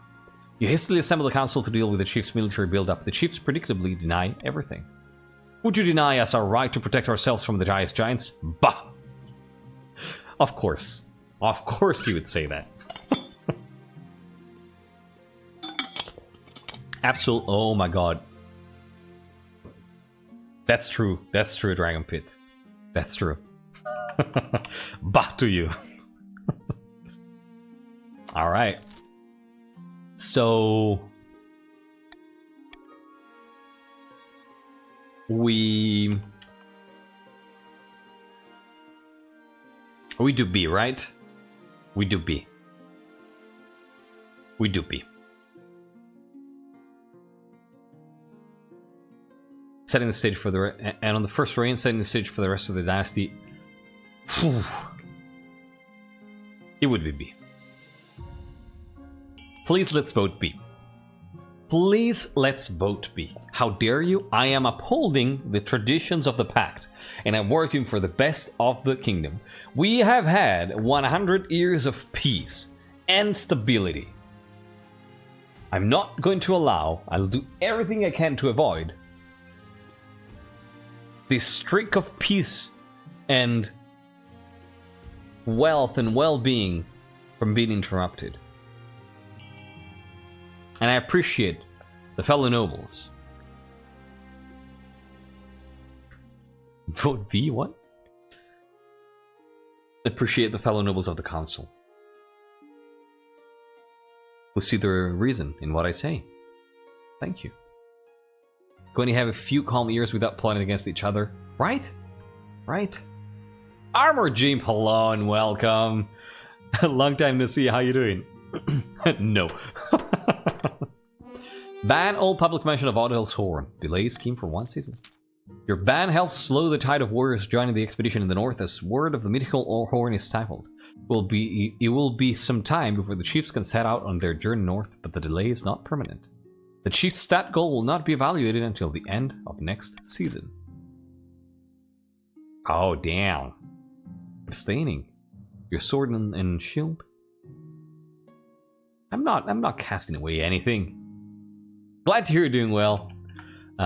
It goes great. I'm doing great. I am going through a really busy time right now because I am studying a lot. I am preparing the last 2 exams that I have to take before I can start working on my thesis. So, you know, wrapping up studies and all. It's very busy time. But aside from that, I'm doing great. Terrible curse. Oh no, bachelor. Like I never finished my bachelor because I started working full time. Like in my last before my last semester started, I started working full time as a translator, and I froze my studies. So yeah, and after like 8 years, I decided to pick it back up and finish it and unfreeze it. It's a thing you can do around here in Italy, and yeah, it's been tough, but I'm getting there. Do the Chiefs have any other scheme than Toot? I don't think so. Thank you, Armor Jim. It's been a lot of hard work, but I should be done by, you know, around 6 months from now, at the latest. All right, welcome back, Electri. Byron. Shh. Only choices are toot or toot. Baron Simple Coffee rushes into the council chamber breathless and in disarray. By the 9th, you look like you haven't slept for weeks. By the way, you look cool, Simple Coffee. That's because I've been placed under a curse. Look, my hair is falling out in chunks. By the 9th, God. No, perhaps you're ill? It was one of my common folk. I saw it in her eyes. She's an evil witch. Okay. Okay.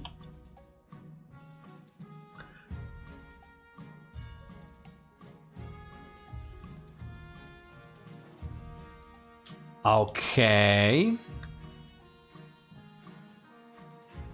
You think C is best? It might be, right?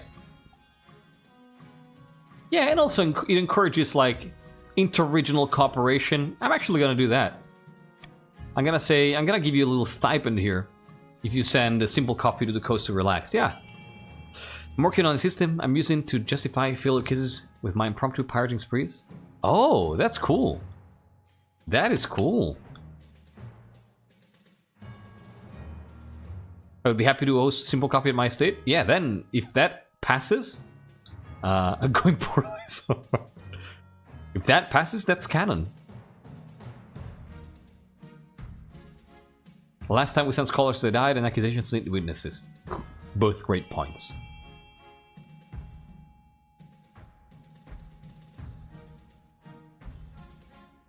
All right. Vote in C to get some free money. I'm gonna count down from 5, 4, 3, 2, 1, and 0. Let's go. Ah, Darth Von Doom, just a moment too late. Hey, that would be wonderful. A change of pace. Some fresh air, perfect.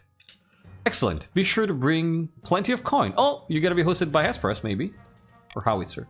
The trip is a resounding success, with Simple Coffee and his entourage praising Hesperus' hospitality. It's Hesperus then. The coast soon becomes a popular destination for those looking to improve their health. Freudian slip there. Yeah, no, definitely. It doesn't look like they do. See? Regions working together. Awesome. Electri, I have no idea how to summarize what you missed, to be quite honest. Like, chiefs scheming, regions cooperating, and me getting married and trying to get a child. And the spouse being a badass in the arena is the best I can do.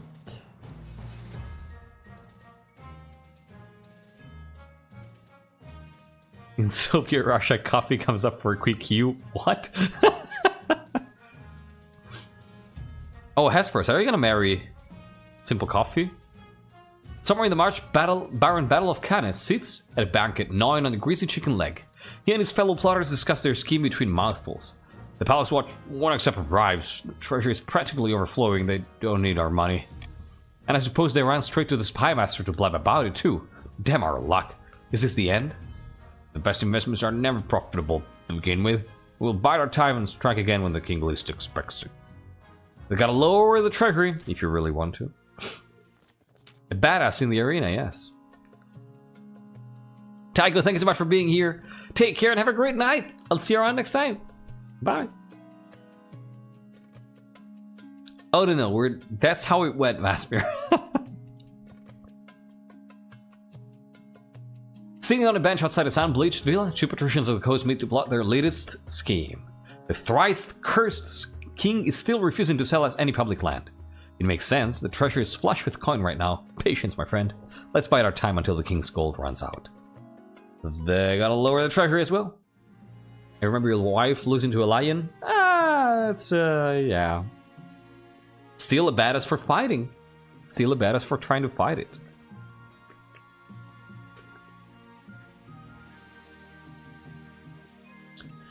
So here...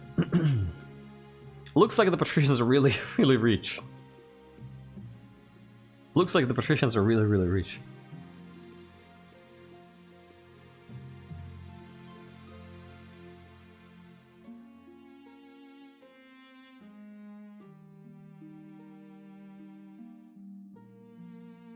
The coast is making money to invest in the economy. Is that so?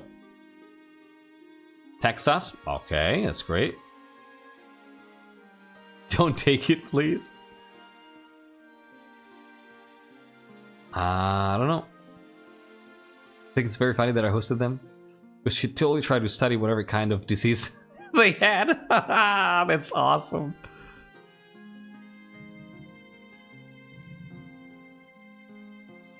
I might take some money, you know?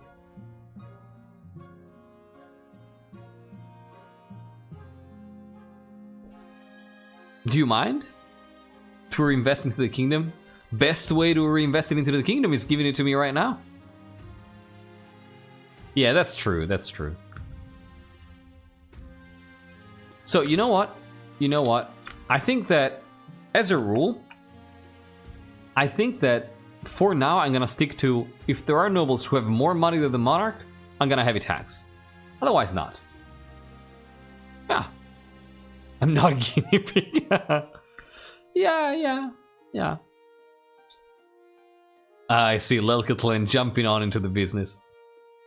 Yeah, that's true, Hesperus, yeah. Take it from both of us, barons and patricians. See, that's very kind. I think I'm gonna do it this way. Still have higher gold, so for now it's reasonable.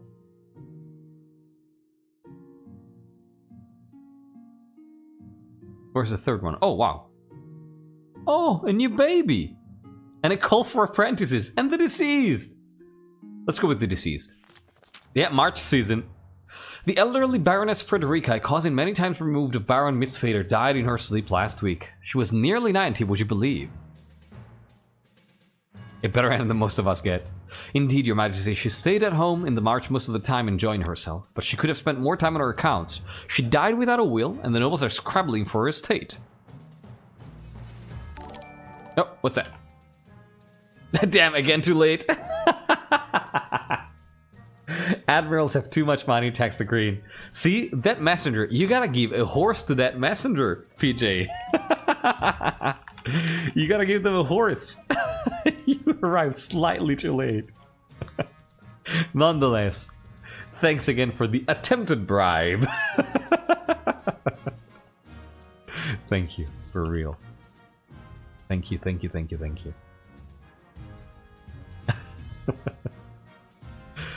All right. I'm just laughing now because I'm imagining this freaking messenger that always arrives a moment too late, short of breath, barely alive. Time to change the horse. Yeah, definitely. Lord Toyota. Yeah, Lord Toyota of the march. Yes.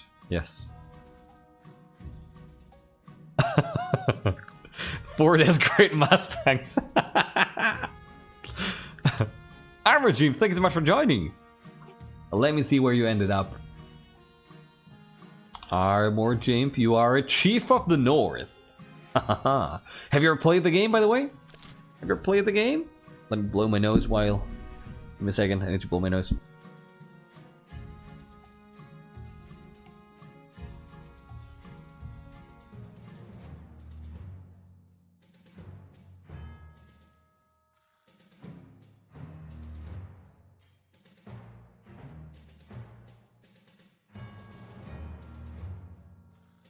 Oh, I saw that, Marley, but I don't have time to read messages that long. Like, if you add me, I'm gonna try to read it, but otherwise I'm just, you know, I have to skip something. Otherwise, we're never gonna do anything on the stream.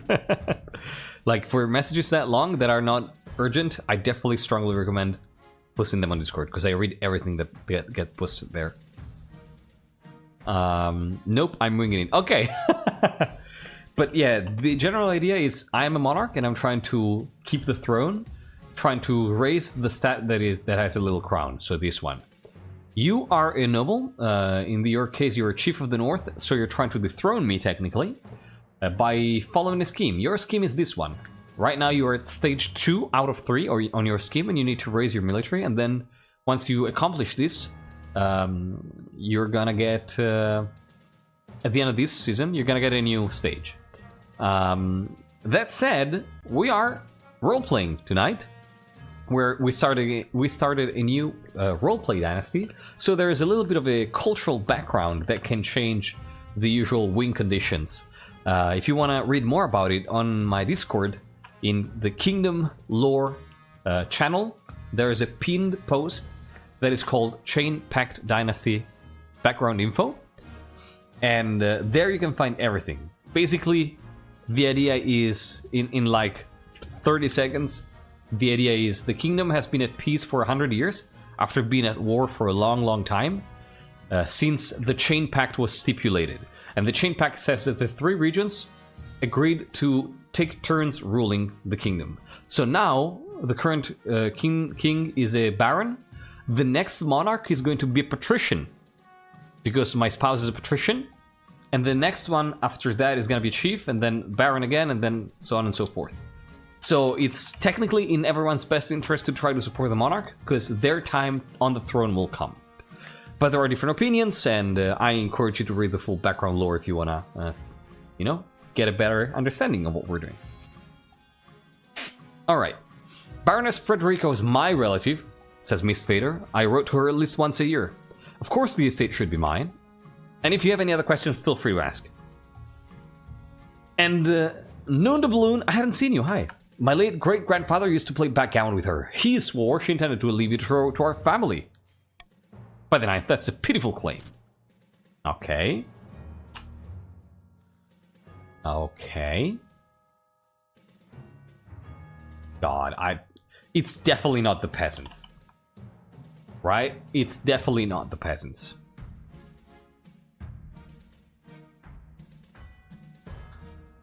It's definitely not the peasants. No, it's definitely not the peasants. Like, I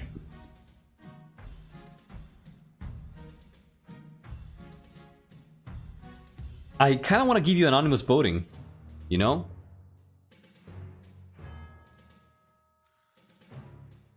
I kind of want to give you anonymous voting, but all this talk of C in chat is scaring me. I don't think you should be C at all. Well, I wanted to give you anonymous voting. Now I'm gonna ban this. You got it. You got it. Good job. Yeah, no, we're not giving this money to the peasants. No. No, we're not giving it to the...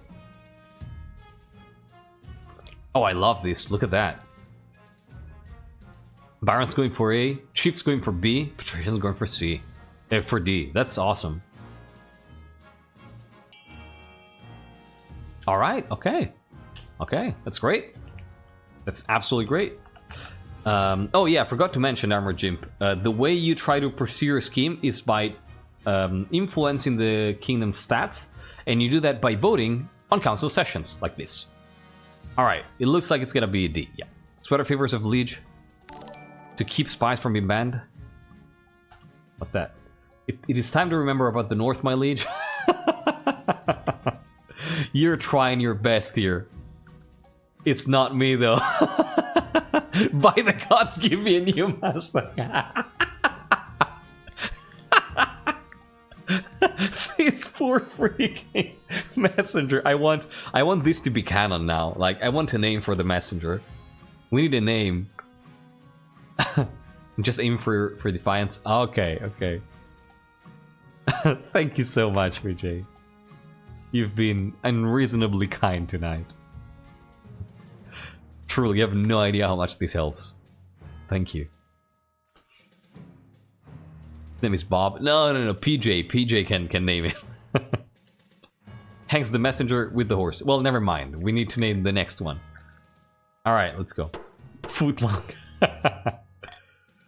That's a very Eastern name, though. I love how the chiefs are divided. Dynasty goal for infrafaction conflict achieved. Yes. Yes, yes. The treasury is delighted. The nobles are far less so. Wagons quickly roll in from Baroness Frederica's estate, laden with expensive fur coats, old chalices, and antique ceramics.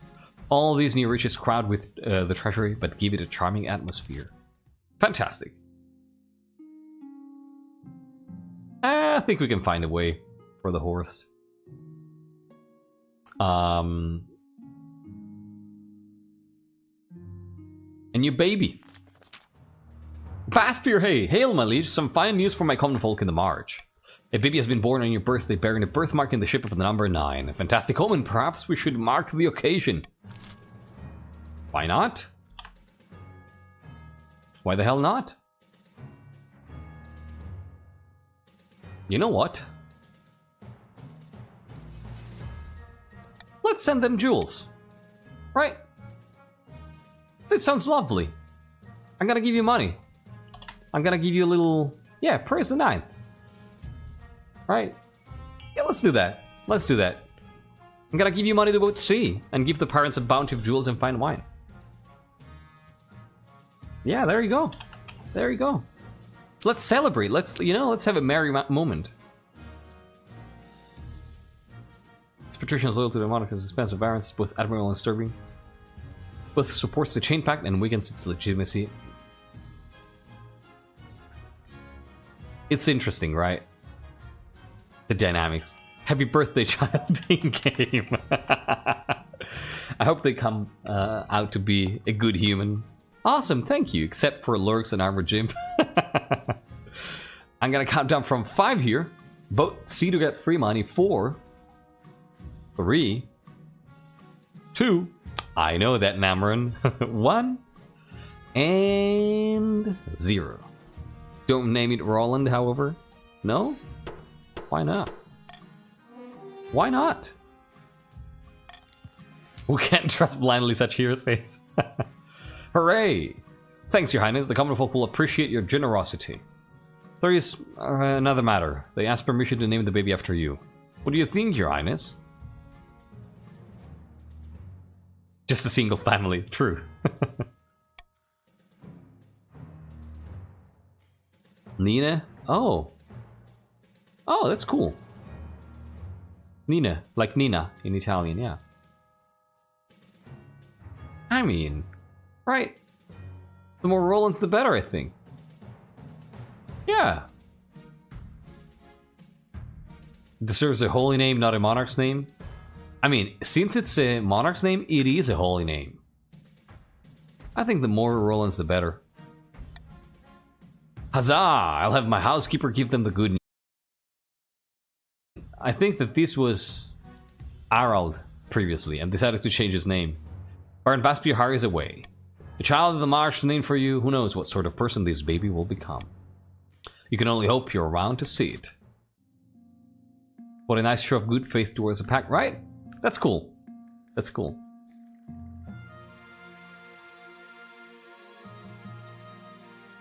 A commoner naming their child for the monarch is a common affair? Yeah, exactly, exactly. You ain't a saint yet.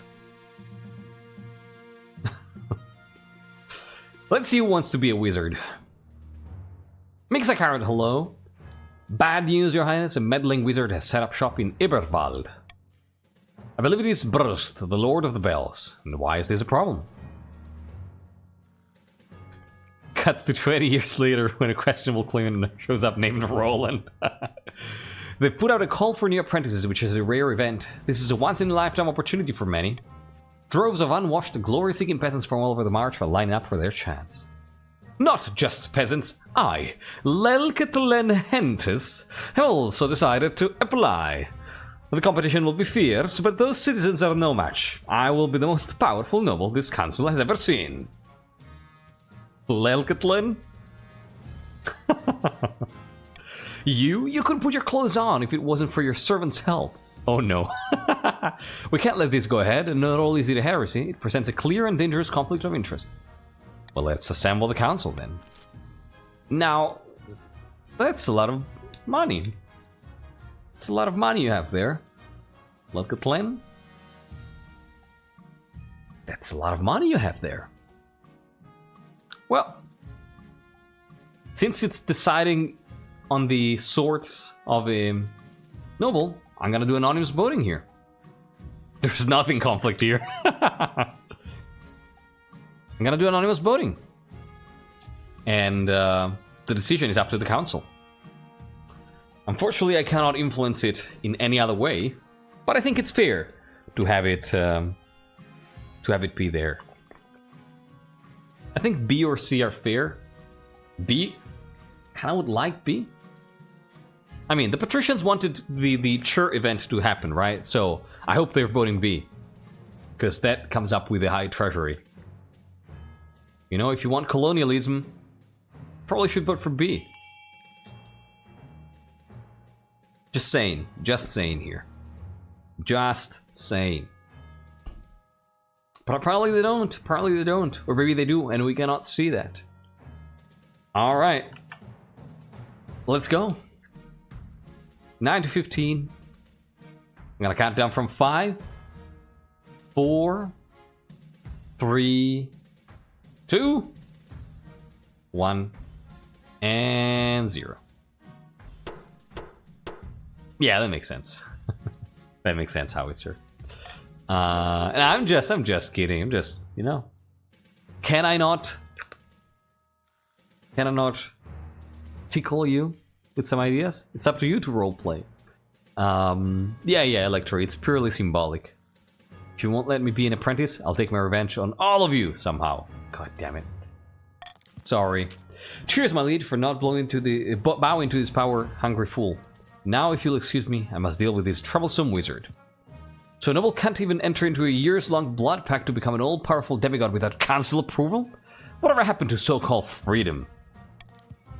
Brusk's presence in Iperwald attracts all sorts of visitors, though the power of their latent magic starts to will crops from miles around.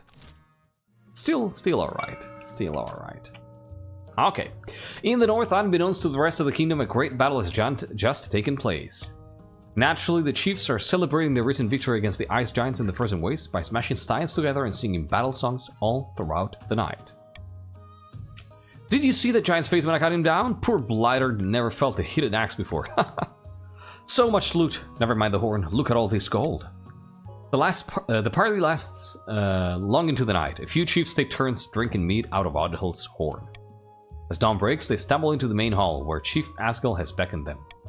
Quiet down, you louds. It's time to get serious. This horn has the power to collapse buildings, cause earthquakes, even destroy mountains. We must vote on how it will be used. Chiefs of the North? Get ready to vote here. I would have made the coast a true paradise, but you missed your only chance. Or you would have died terribly. Let's go. Chiefs of the North, what do you want to do? Do you want to threaten to destroy the kingdom's food supplies, trying to lower others' farming? Or do you want to sneak into the capital and collapse the palace onto the monarch's head, trying to lower authority? Which one do you want to do? And keep in mind, if you're a loyalist, choose wisely. Choose wisely if you're a loyalist. Because we're not going to accidentally win, right? Yeah, if you don't want to win right now, choose wisely.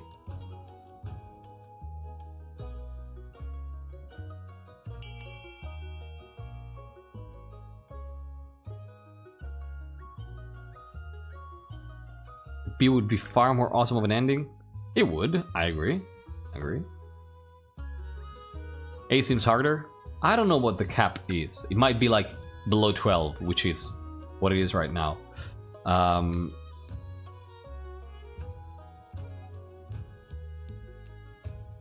I genuinely don't know. Alright, it's a tie, 4 to 4. I'm gonna count down from 5. 4, 3, 2, 1, and 0. It's it. 50-50. Sneak into the capital and collapse the palace onto the monarch's head. Yeah, chiefs love their coin flips. A bit too sneaky for my liking, but it'll get the job done. We'd best make sure that security is lax enough for us to sneak in. I'm sure we can convince the king to relax a few restrictions here and there. For the good of the realm, of course. For the final stage of their scheme, the chiefs must lower authority to 3 or less. Ooh. This is... next reign will be ideally... no, patrician ruler. Patrician ruler, Baron Honor Guard, and Chief Spouse. Patrician ruler, Baron Honor Guard, and Chief Spouse. Darth Van Doom. Alright, let's go.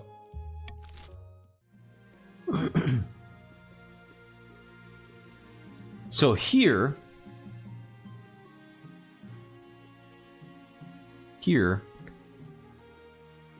well, these are all very interesting.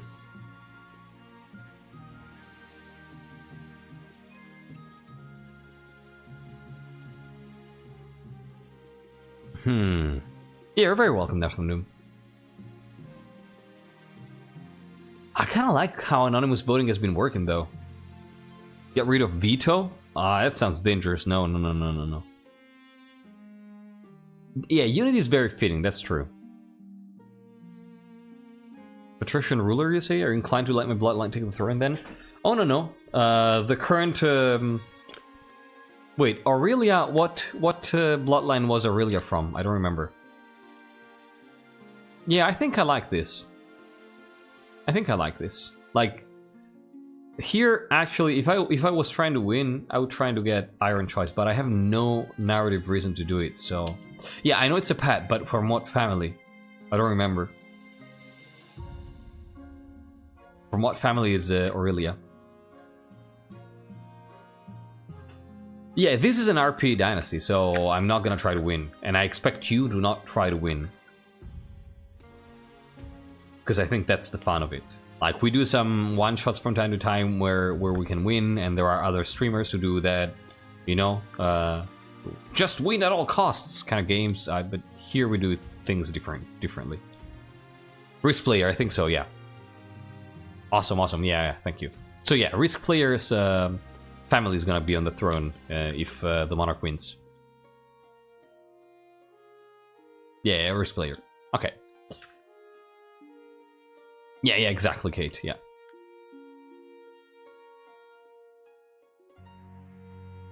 What is the RP reason for anon votes?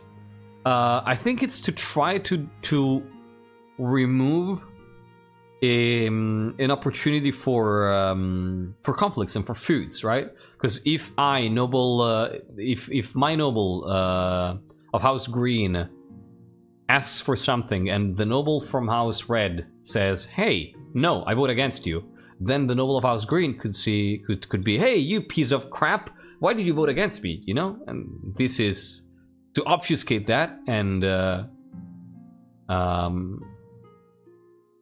don't give nobles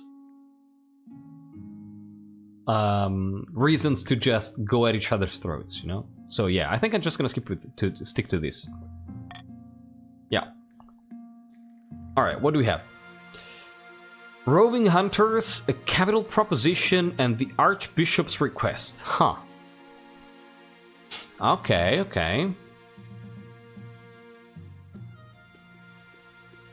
Okay.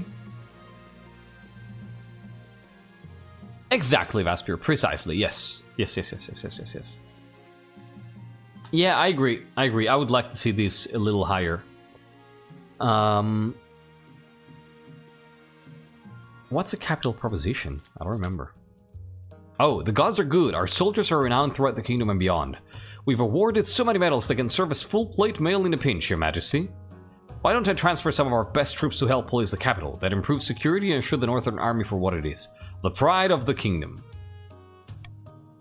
You want to station soldiers in the capital? Your Serene Highness, think of the threat to your security.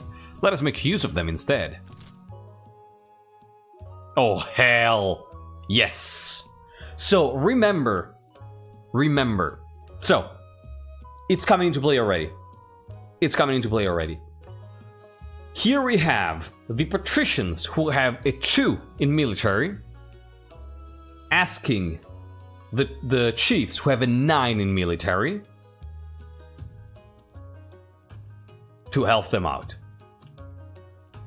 Exactly. Now, like, the way I think it works is if a region that has a stat that is at 3 or lower asks a region that has the same stat at 7 or higher to lend them help, the nobles have to.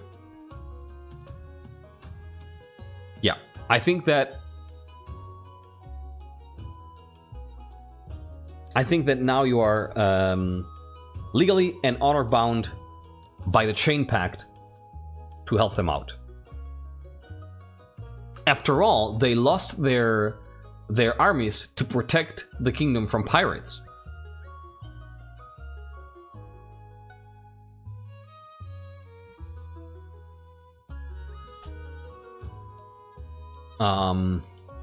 We shouldn't leave them though. Veto C. I mean, you're obligated to vote B. And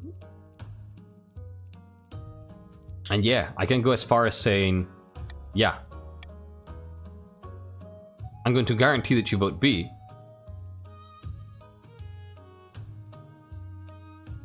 Veto A, that breaks the neutrality. Oh, I'm gonna expect that you vote B. And if somebody doesn't vote B, I'm gonna actually write down their name. Because they lose any ability to request things in the future if there is an event with them.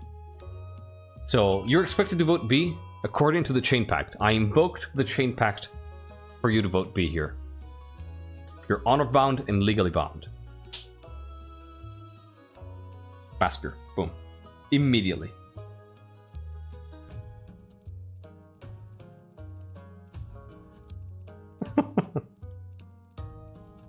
Vaspir immediately. Can I take care of these chain breakers, Your Highness? Don't think so. I don't think so. I don't think so. I don't think that there is an actual... Nah. I mean, there's no in-game way to enforce it, so no. I appreciate it. Good. Good. Good, my counsel. You are honorable. I'm gonna count down from 5 here. 4, 3, 2. Hey, Big Cheese. 1 and 0. Good job, everyone, except Vaspir. Vaspir, you have not respected the pact. As such, you're gonna be included in the transgressor list. In the transgressor list. This is impressive. I applaud you. I applaud you, dear counsel. At least I'm honest, you are. That was an impressive show. Good job, everyone. Big Cheese. I'm proud. I'm genuinely proud. You're a chief, Big Cheese. And wait a second. Hey, PJ. Sends us some peaceful mission to the patricians. Of course, there you go. You wanted to deal with the patricians since the start. Now you got a chance. Thank you so much, dear messenger. I appreciate it, PJ. Thank you. Unreasonably kind. Yeah, Vasper got on the nod at least. I ain't afraid. Well, you should be. Yeah, this is cool, right? This is really cool. Good job, everyone. Good job. Good job. I'm happy and impressed. Grumbling, the chiefs sent some of their less decorated troops over to the coast. The northern soldiers soon whip the local troops into shape. As rugged northern warriors parade proudly through the villages, coastal peasants flock to admire them. Keen to learn axe throwing and get their own tattoos, many join up on the spot. Oh wow! Cows go unmilked and fields unplowed, but the army ranks swell with enthusiastic recruits. That's great. Look at that. Holy. Wow. Oh, that's that's a funny image, Hesperus. Keeping the Chain Pact intact is the best for all of our interests as just cooperating. I didn't vote because I'm a rebel. See, like, that's your option. If you don't agree, you should abstain. You did well. You did well. Like, that was perfectly played. That was absolutely perfect. Yeah, if you disagree with what the council is demanding, your means of protest is abstaining. Yeah. Good job. Good job. Abstain? Never! I have a feeling that Vaspir the First is not gonna be alive for long. I have a feeling that this noble might, you know? We'll see. We'll see. The Archbishop's request. Because I'm in a phase. Your Majesty, I wish to speak with you about the situation in the north. Too long have the Northerners been allowed to worship their heathen tree gods in brazen defiance of the ninth god. Allow me to send some of my best missionaries to the north. It's for the good of the realm. Well, I'll have to bring it to the council, of course. Of course, Your Majesty, I would expect nothing less. Fast fear the last.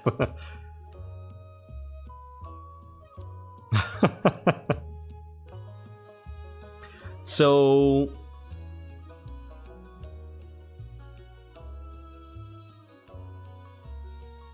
after a pact breaking noble dies, do they get removed from the list of bad? I think so, yeah. I think so. Hopefully these will have maps, yes. So what do you say here?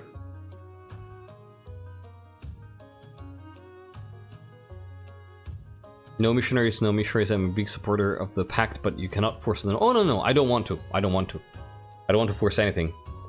Anonymous voting? Yeah, anonymous voting could be a... yeah, anonymous voting could be a decent thing to have here. Yeah, let's go. I'm just gonna let you choose. Anonymous voting, and the nobles can decide. Your Highness, this will put the pact in danger if it doesn't go well. Oh, I trust that the council will take the right decision here. I trust that they will. See, like, I trust my council. I trust my council.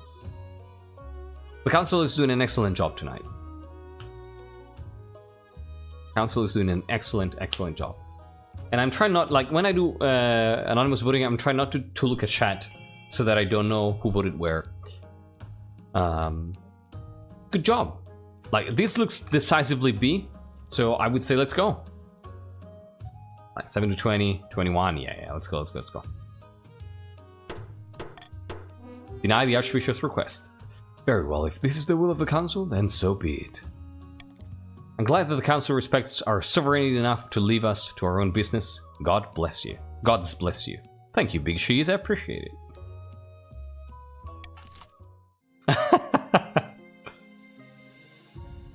Roving hunters.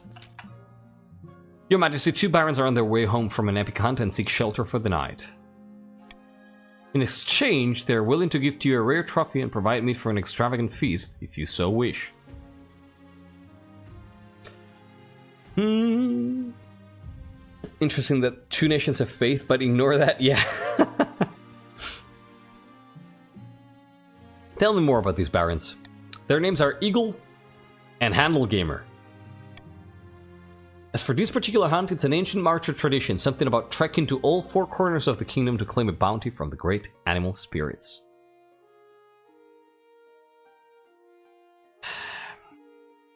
Since the kingdom's religious policy is forming with strong precedent, this could bring opposition from more devout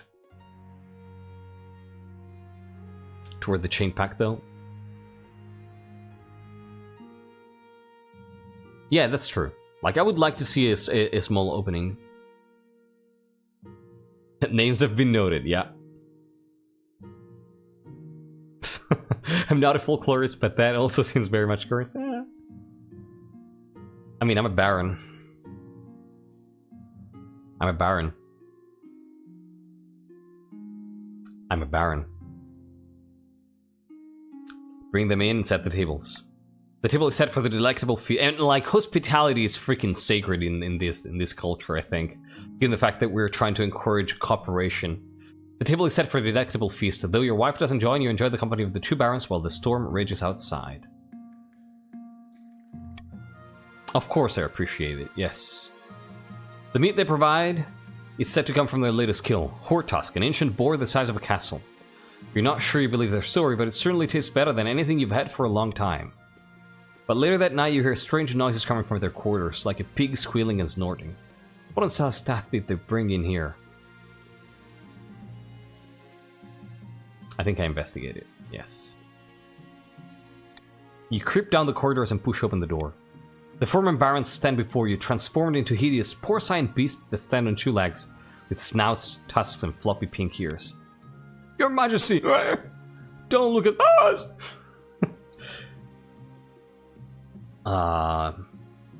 What in the devil is wrong with you? What's the meat, my liege? We hunted and butchered an ancient legendary beast. We were told it was cursed, but we were also told devouring the beast, the spirit of the force itself would bestow great power. We never thought this would be our reward. 4 full chests of gold!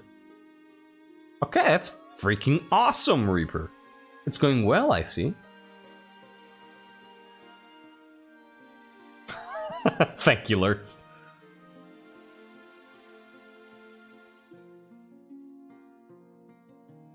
But I ate the meat as well. I'm so sorry, Your Highness. This is the first time this has happened.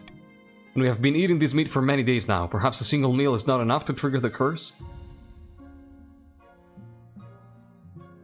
I won't tell anyone, but you have to leave. Right now. You heard the barons through one of your hidden passages. They go without a word, not wanting to argue with your decision. Once outside, you bid them farewell, with as much sincerity as their hideous faces can muster. They vow to repay your kindness. I ate that. Yeah, I ate that. Barons, I love you, but please get some critical thinking skills before eating a giant mythical war. Yeah.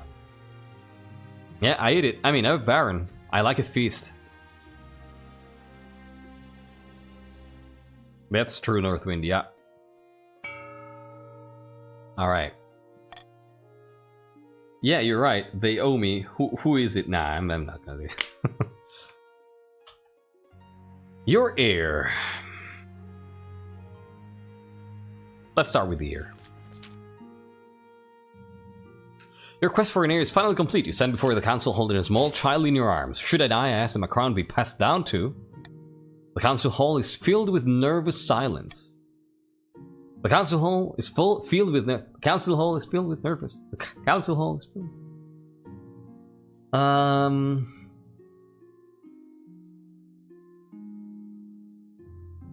Nah, it's gonna be my child. The assembled nobles, breaking out into polite applause by designating an heir as event the stability of the kingdom. Your Majesty, may I be the first to congratulate you on the birth of your child. What is their name? Roland the Second. Thank you, thank you. Huzzah, my liege. I'm sure little Roland the Second will grow up to be a chief of the old block. Congrats on finding an heir. Blah, blah, blah. We got an heir. We're doing our duty. Thank you. We did it. I appreciate your congratulations, my dear nobles. May the gods bless Roland the Second. Oh, yeah, you're a chief. Okay. I was like, what gods? What are you talking about? Thank you, thank you, thank you. Thank you. Thank you, Solar Me to Lurks, King Israel, Juniper Howitzer. Trash. Thank you, Trash. Appreciate it. Are you allowed to give another name? Unfortunately, no. No, the game doesn't allow that. The rule of King Roland has been stable and just. It has. I agree, I agree. Thank you, PJ. Fever dreams. Over the course of the summer, you find yourself plagued by horrific dreams. You're running through open woods full of screams as your colossal jaws bite beast and human alike.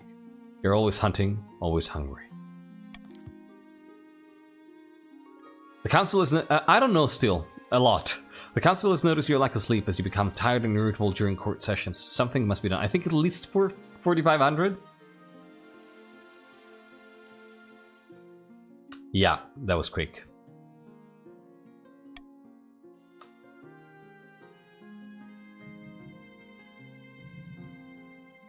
Huh.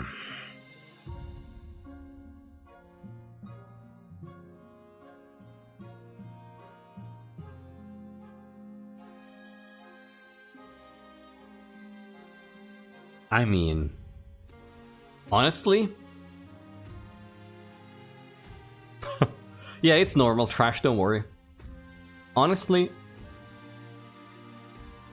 exactly, Roland knows the issue, and like, trying to help sleep, that's curing the symptom, but not the malady. Exactly, magical in nature, likely magical in cure. Yeah, I agree. So, yeah. While the Spymaster keeps an ear out for rumors of magic, you begin your search in your spare time. You can only hope that you find someone before it's too late. Yeah. If you say so. Alright, wizard troubles. More troubles in Ibervald, Your Highness. Ever since that Lord of the Bells arrived there to train their apprentices, everyone's been hearing strange noises in their heads. No one can get a proper night's sleep. Why would they do such a thing? Wizards are so powerful that they're surrounded by cursed ancient magic. If they stay in one place too long, it seeps into soil and citizens alike. And they all know this. By squatting in Eberwald, Brust is willingly endangering the march.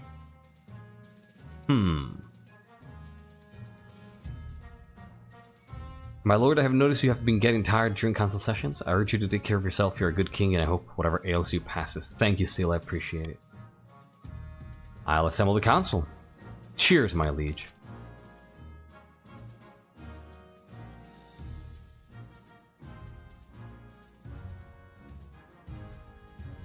Wow, these are terrible.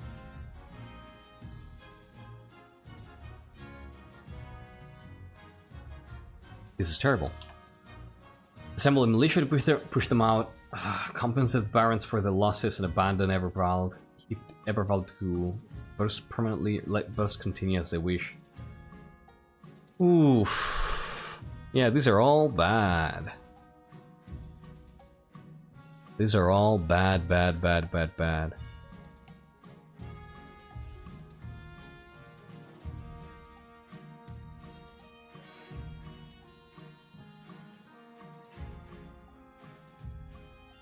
I think it might be B.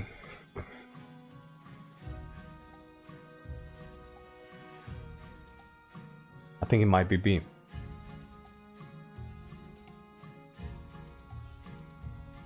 Like, you know what I think? That the wizard just... you know why? Because, like, I think that... just like they came here, they're probably gonna leave at some point. And I think that compensating them and abandoning the place, probably gonna be able to grab the city at some point again. Like, gifting it, like, that's permanent, right? No. No, we won't give land away. And we won't just submit. I think the king is like, okay, I'm gonna give you money to compensate. We're gonna relocate your peasants. And then once the wizard decides to go away, we're gonna go back. And I'm gonna golden choice that. It's the right thing to do for the king to compensate, I think.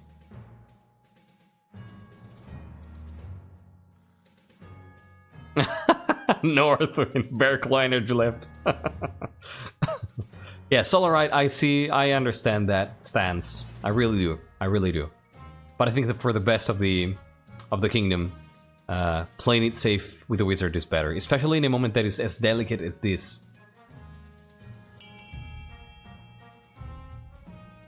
The wizard is basically in Eberwald and is just screwing everything around it.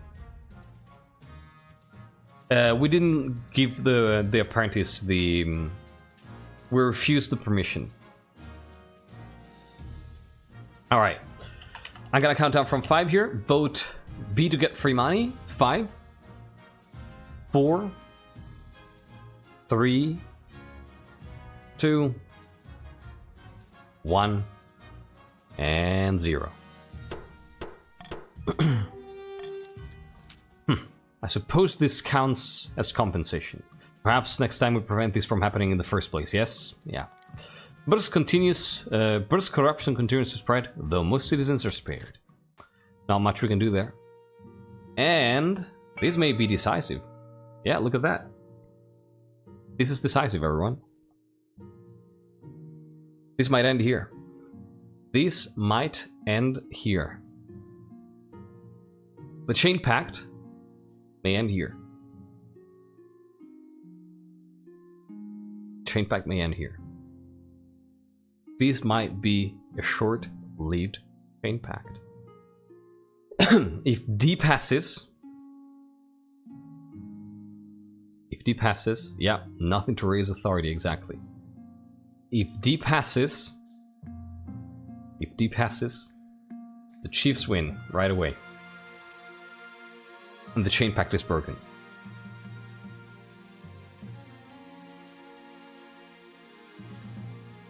If you don't want that to happen, you have to choose 2 options and fund them. I see A and E, which raise stats, so I'm happy about it. Yeah, E and A keep the chain, for sure. So... this is gonna be a tense 60 seconds. You have 60 seconds. I'm gonna count down.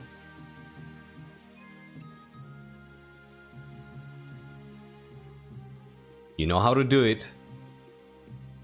The auction is going to start in 5, 4, 3, 2, 1, and 0. Auction is started.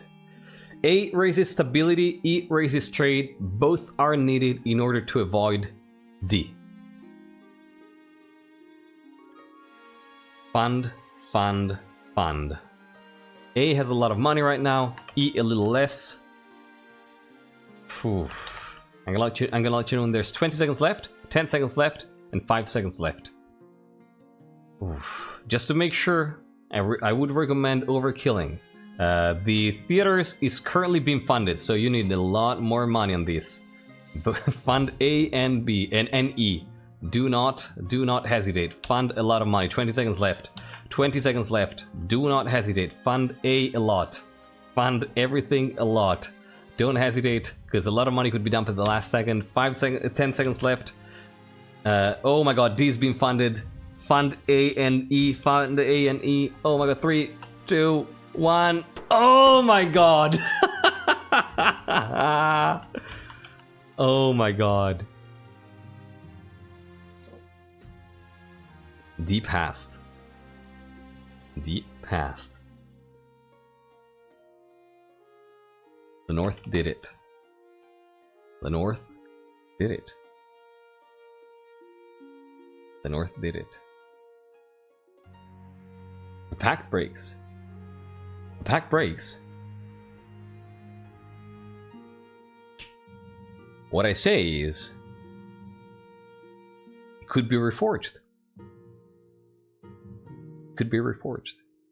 If, like, this is going to have devastating consequences. This is going to have devastating consequences on the balance of the kingdom, right? And yeah, Roland was doing a great job. Roland was doing a great job. Shim was a one shot. When's the next dynasty? No. Can the pact ever be reforged? I say yes. I say yes. After all, the kingdom is in chaos again. For now, yes. So what is happening now is basically the chiefs are throwing the kingdom into utter chaos. Into utter chaos. Oh, no, absolutely. I know. I'm fully aware. I'm fully aware, Darth Van Doom. I'm fully aware. Like, I'm a very pro-pact clan now. There you go. Like, there are going to be chiefs who are pro-pact. Now is the time. Now is the time to get on the Discord and for the nobles who are pro-pact to start freaking scheming together in order to find a way to rebuild what's been broken.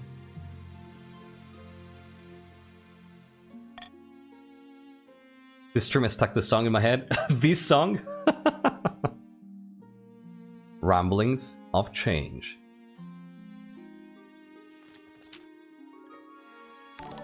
Oh, what's that? Forgive me, King, but you need a North guidance for proper rule. We just had a North guidance, and it was terrible, let me tell you that.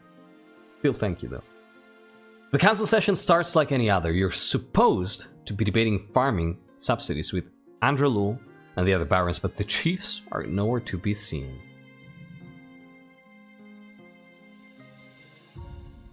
I suppose we should wait for them. They're probably drunk in a ditch. Please, your majesty, let us begin without them. I doubt they will have anything useful to contribute anyway. You stand up to address your nobles. Just as you're about to call the council into session, there's a wobble. Not a little wobble, mind you. This entire building is shaking wobble. Earthquake! In the capital? Surely not, but then what? Before she can say anything more, there's another wobble. This time it's more violent and loud. Chandeliers jingle, then shake madly. A crack in the masonry appears in a nearby column, then travels up. all the way to the arched ceiling. The steel column splits, then starts to fall. Your Majesty, watch out! There's a load-bearing columns! I mean... watch out? I don't know, I'm not an architect.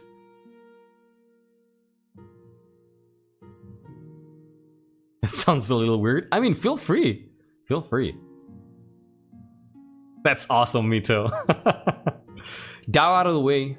I'm gonna dive out of the way. You dive. A great slab of stone shadows the marble flooring where you'd been standing a moment ago. Everyone descends into panic, shouting and running for the exit. Only your chief architect stands still, wailing loudly to anyone who'll hear. The palace! Who could do this to my beautiful palace? I'm gonna cry for Aurelia. And together, we should try to go for Roland. You rush towards the stairs, ignoring the cries of your nobles and advisors. You have to make sure your wife is safe. But the palace is still shaking. Just as you're about to climb up the stairs to find Aurelia, there's another rumble from deep below. In the distance, is that sound of a horn? Yeah, they're tragic. The masonry is coming apart at an alarming rate. Chunks of rock are falling on your head, even as you try to duck and run for cover. That's when it hits you. Actually, that's when two things hit you at once.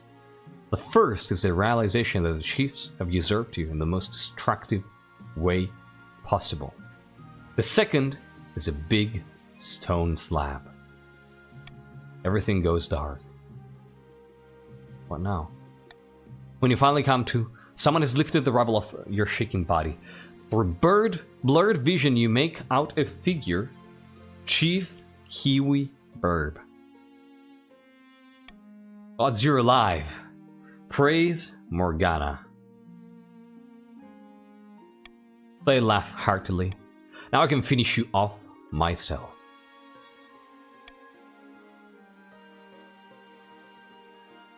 Where's Aurelia? Your wife? How should I know? Probably somewhere in this revel.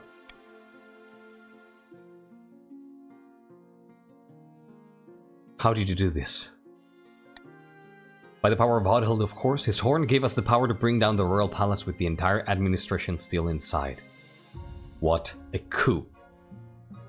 Oh, one of Kiwi's family is anti-Pact for sure, for real. Like, more like pro-chaos. If they play it up, the Pact might not be destroyed. What do you mean? Now enough delay.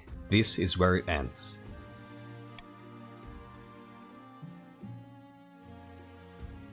And he tries. Wait, perhaps we can come to an agreement? I think not. Asgal will be a better ruler than you could ever hope to be, Roland. And this is the last loose end. Their axe rises into the sky, glints in the sunlight, then falls. GG! Congrats to the Chiefs!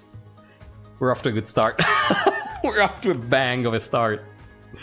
King Roland's dramatic demise passed into Northern legend. Whenever a tyrant rises in the capital, the chiefs smirk and pray to Odhild. The Baron's attempt to worm their way into the palace was uncovered and a number of arrests were made. Baron Battle of Cannes ended his life chained upside down to a dungeon wall. The patricians' attempt to buy the kingdom ended in failure. Bankruptcies were filed, marks were scratched in secret ledgers. The risk-reward calculus wasn't favorable, perhaps next time. With their spectacular destruction of the palace, the chiefs quite literally squashed anyone who could claim the throne. Anyone except, of course, Asgal was crowned atop a heap of rubble the very next day. But his reign is a story for another time. King Roland the Crush. I hope you had a good time, PJ. I mean, I'm glad you had a good time. So we're all playing a pro-pact scheme? That might be the case, right? So, after one season, after 100 years, the Chain Pact is shattered. Two families. It was Kiwiperb and another one that I'm gonna go find and write down on my blacklist. On my naughty list. At the hands of the chiefs. Hornbreakers. Oh, that is so good. That is so good. The Hornbreakers. Oh my god. That is so good. That is so good. Q and Dragon Pit, exactly. Your brother, yes. Dragon Pit. Oh, you try to find... Okay, I'm gonna put this into... I'm gonna put both into parentheses, but yeah. If we get to kill any of those, we're gonna assume that it was, you know, the brother and the other relative of Kiwi. The next one is gonna start on... I think it's gonna be 15 years, right? Because the game skips 15 years, do I remember correctly? Am I clear of the naughty list right now? Ah, you're right. This is the naughty list of the Pact. So if the Pact comes back in power, this naughty list is gonna still stand. So this will continue next Wednesday. So yeah, after 100 years, the Chain Pact has been broken. But pro-Pact nobles do not despair. Now that the Pact has been broken, like I had actually this in mind, but I was hoping to get at least a couple monarchs in, 2-3 monarchs. Now the future of the kingdom is in your hands more than it used to be before. Because it's all in your hands, because now you can coordinate. You can forge new pacts among yourselves in our Discord and try to reestablish the new pact if you want.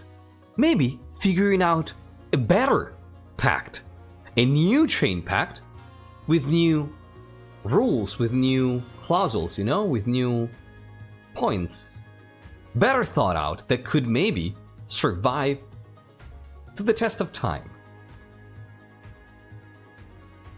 You should know not to plan. Oh no, I had a plan only for, like, I knew that we wouldn't go the whole dynasty without the chain pact collapsing. I had that for granted. So I was interested to see how long it would last, but then even more interested to see what you would do once it collapsed. You loyalists, you pro-pacts, what will you do to ensure the continued prosperity and peace of the kingdom against these usurpers? I thought breaking the pact just now would be disappointing, but the way you put it, it's a really great opportunity. Awesome! I'm glad to hear that. I know, but 3 reigns.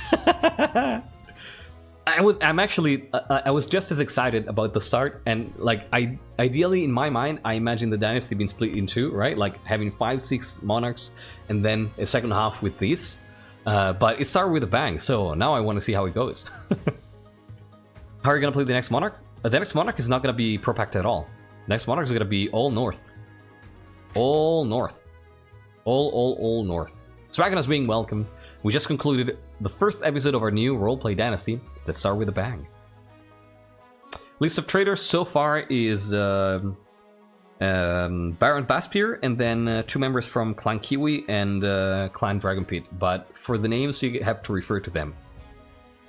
Loyal Northmen, yeah. Seems really fun. I'm glad. Yeah, I started with a crack, with a smash, with a crash. Cubits how much control chiefs have over their own plotting? True. Alright. So King Roland crashed. And keep in mind that we might even get the event about the successor. Like, the king got an heir. So we could get the chain of events that has the heir going to the throne. Richest noble is Ephra, poorest is Adralul, and this is going to be King Asgal. King Roland pancaked. Revolutionary. Yeah, King Roland, my dreams have been crushed. Yeah. All right.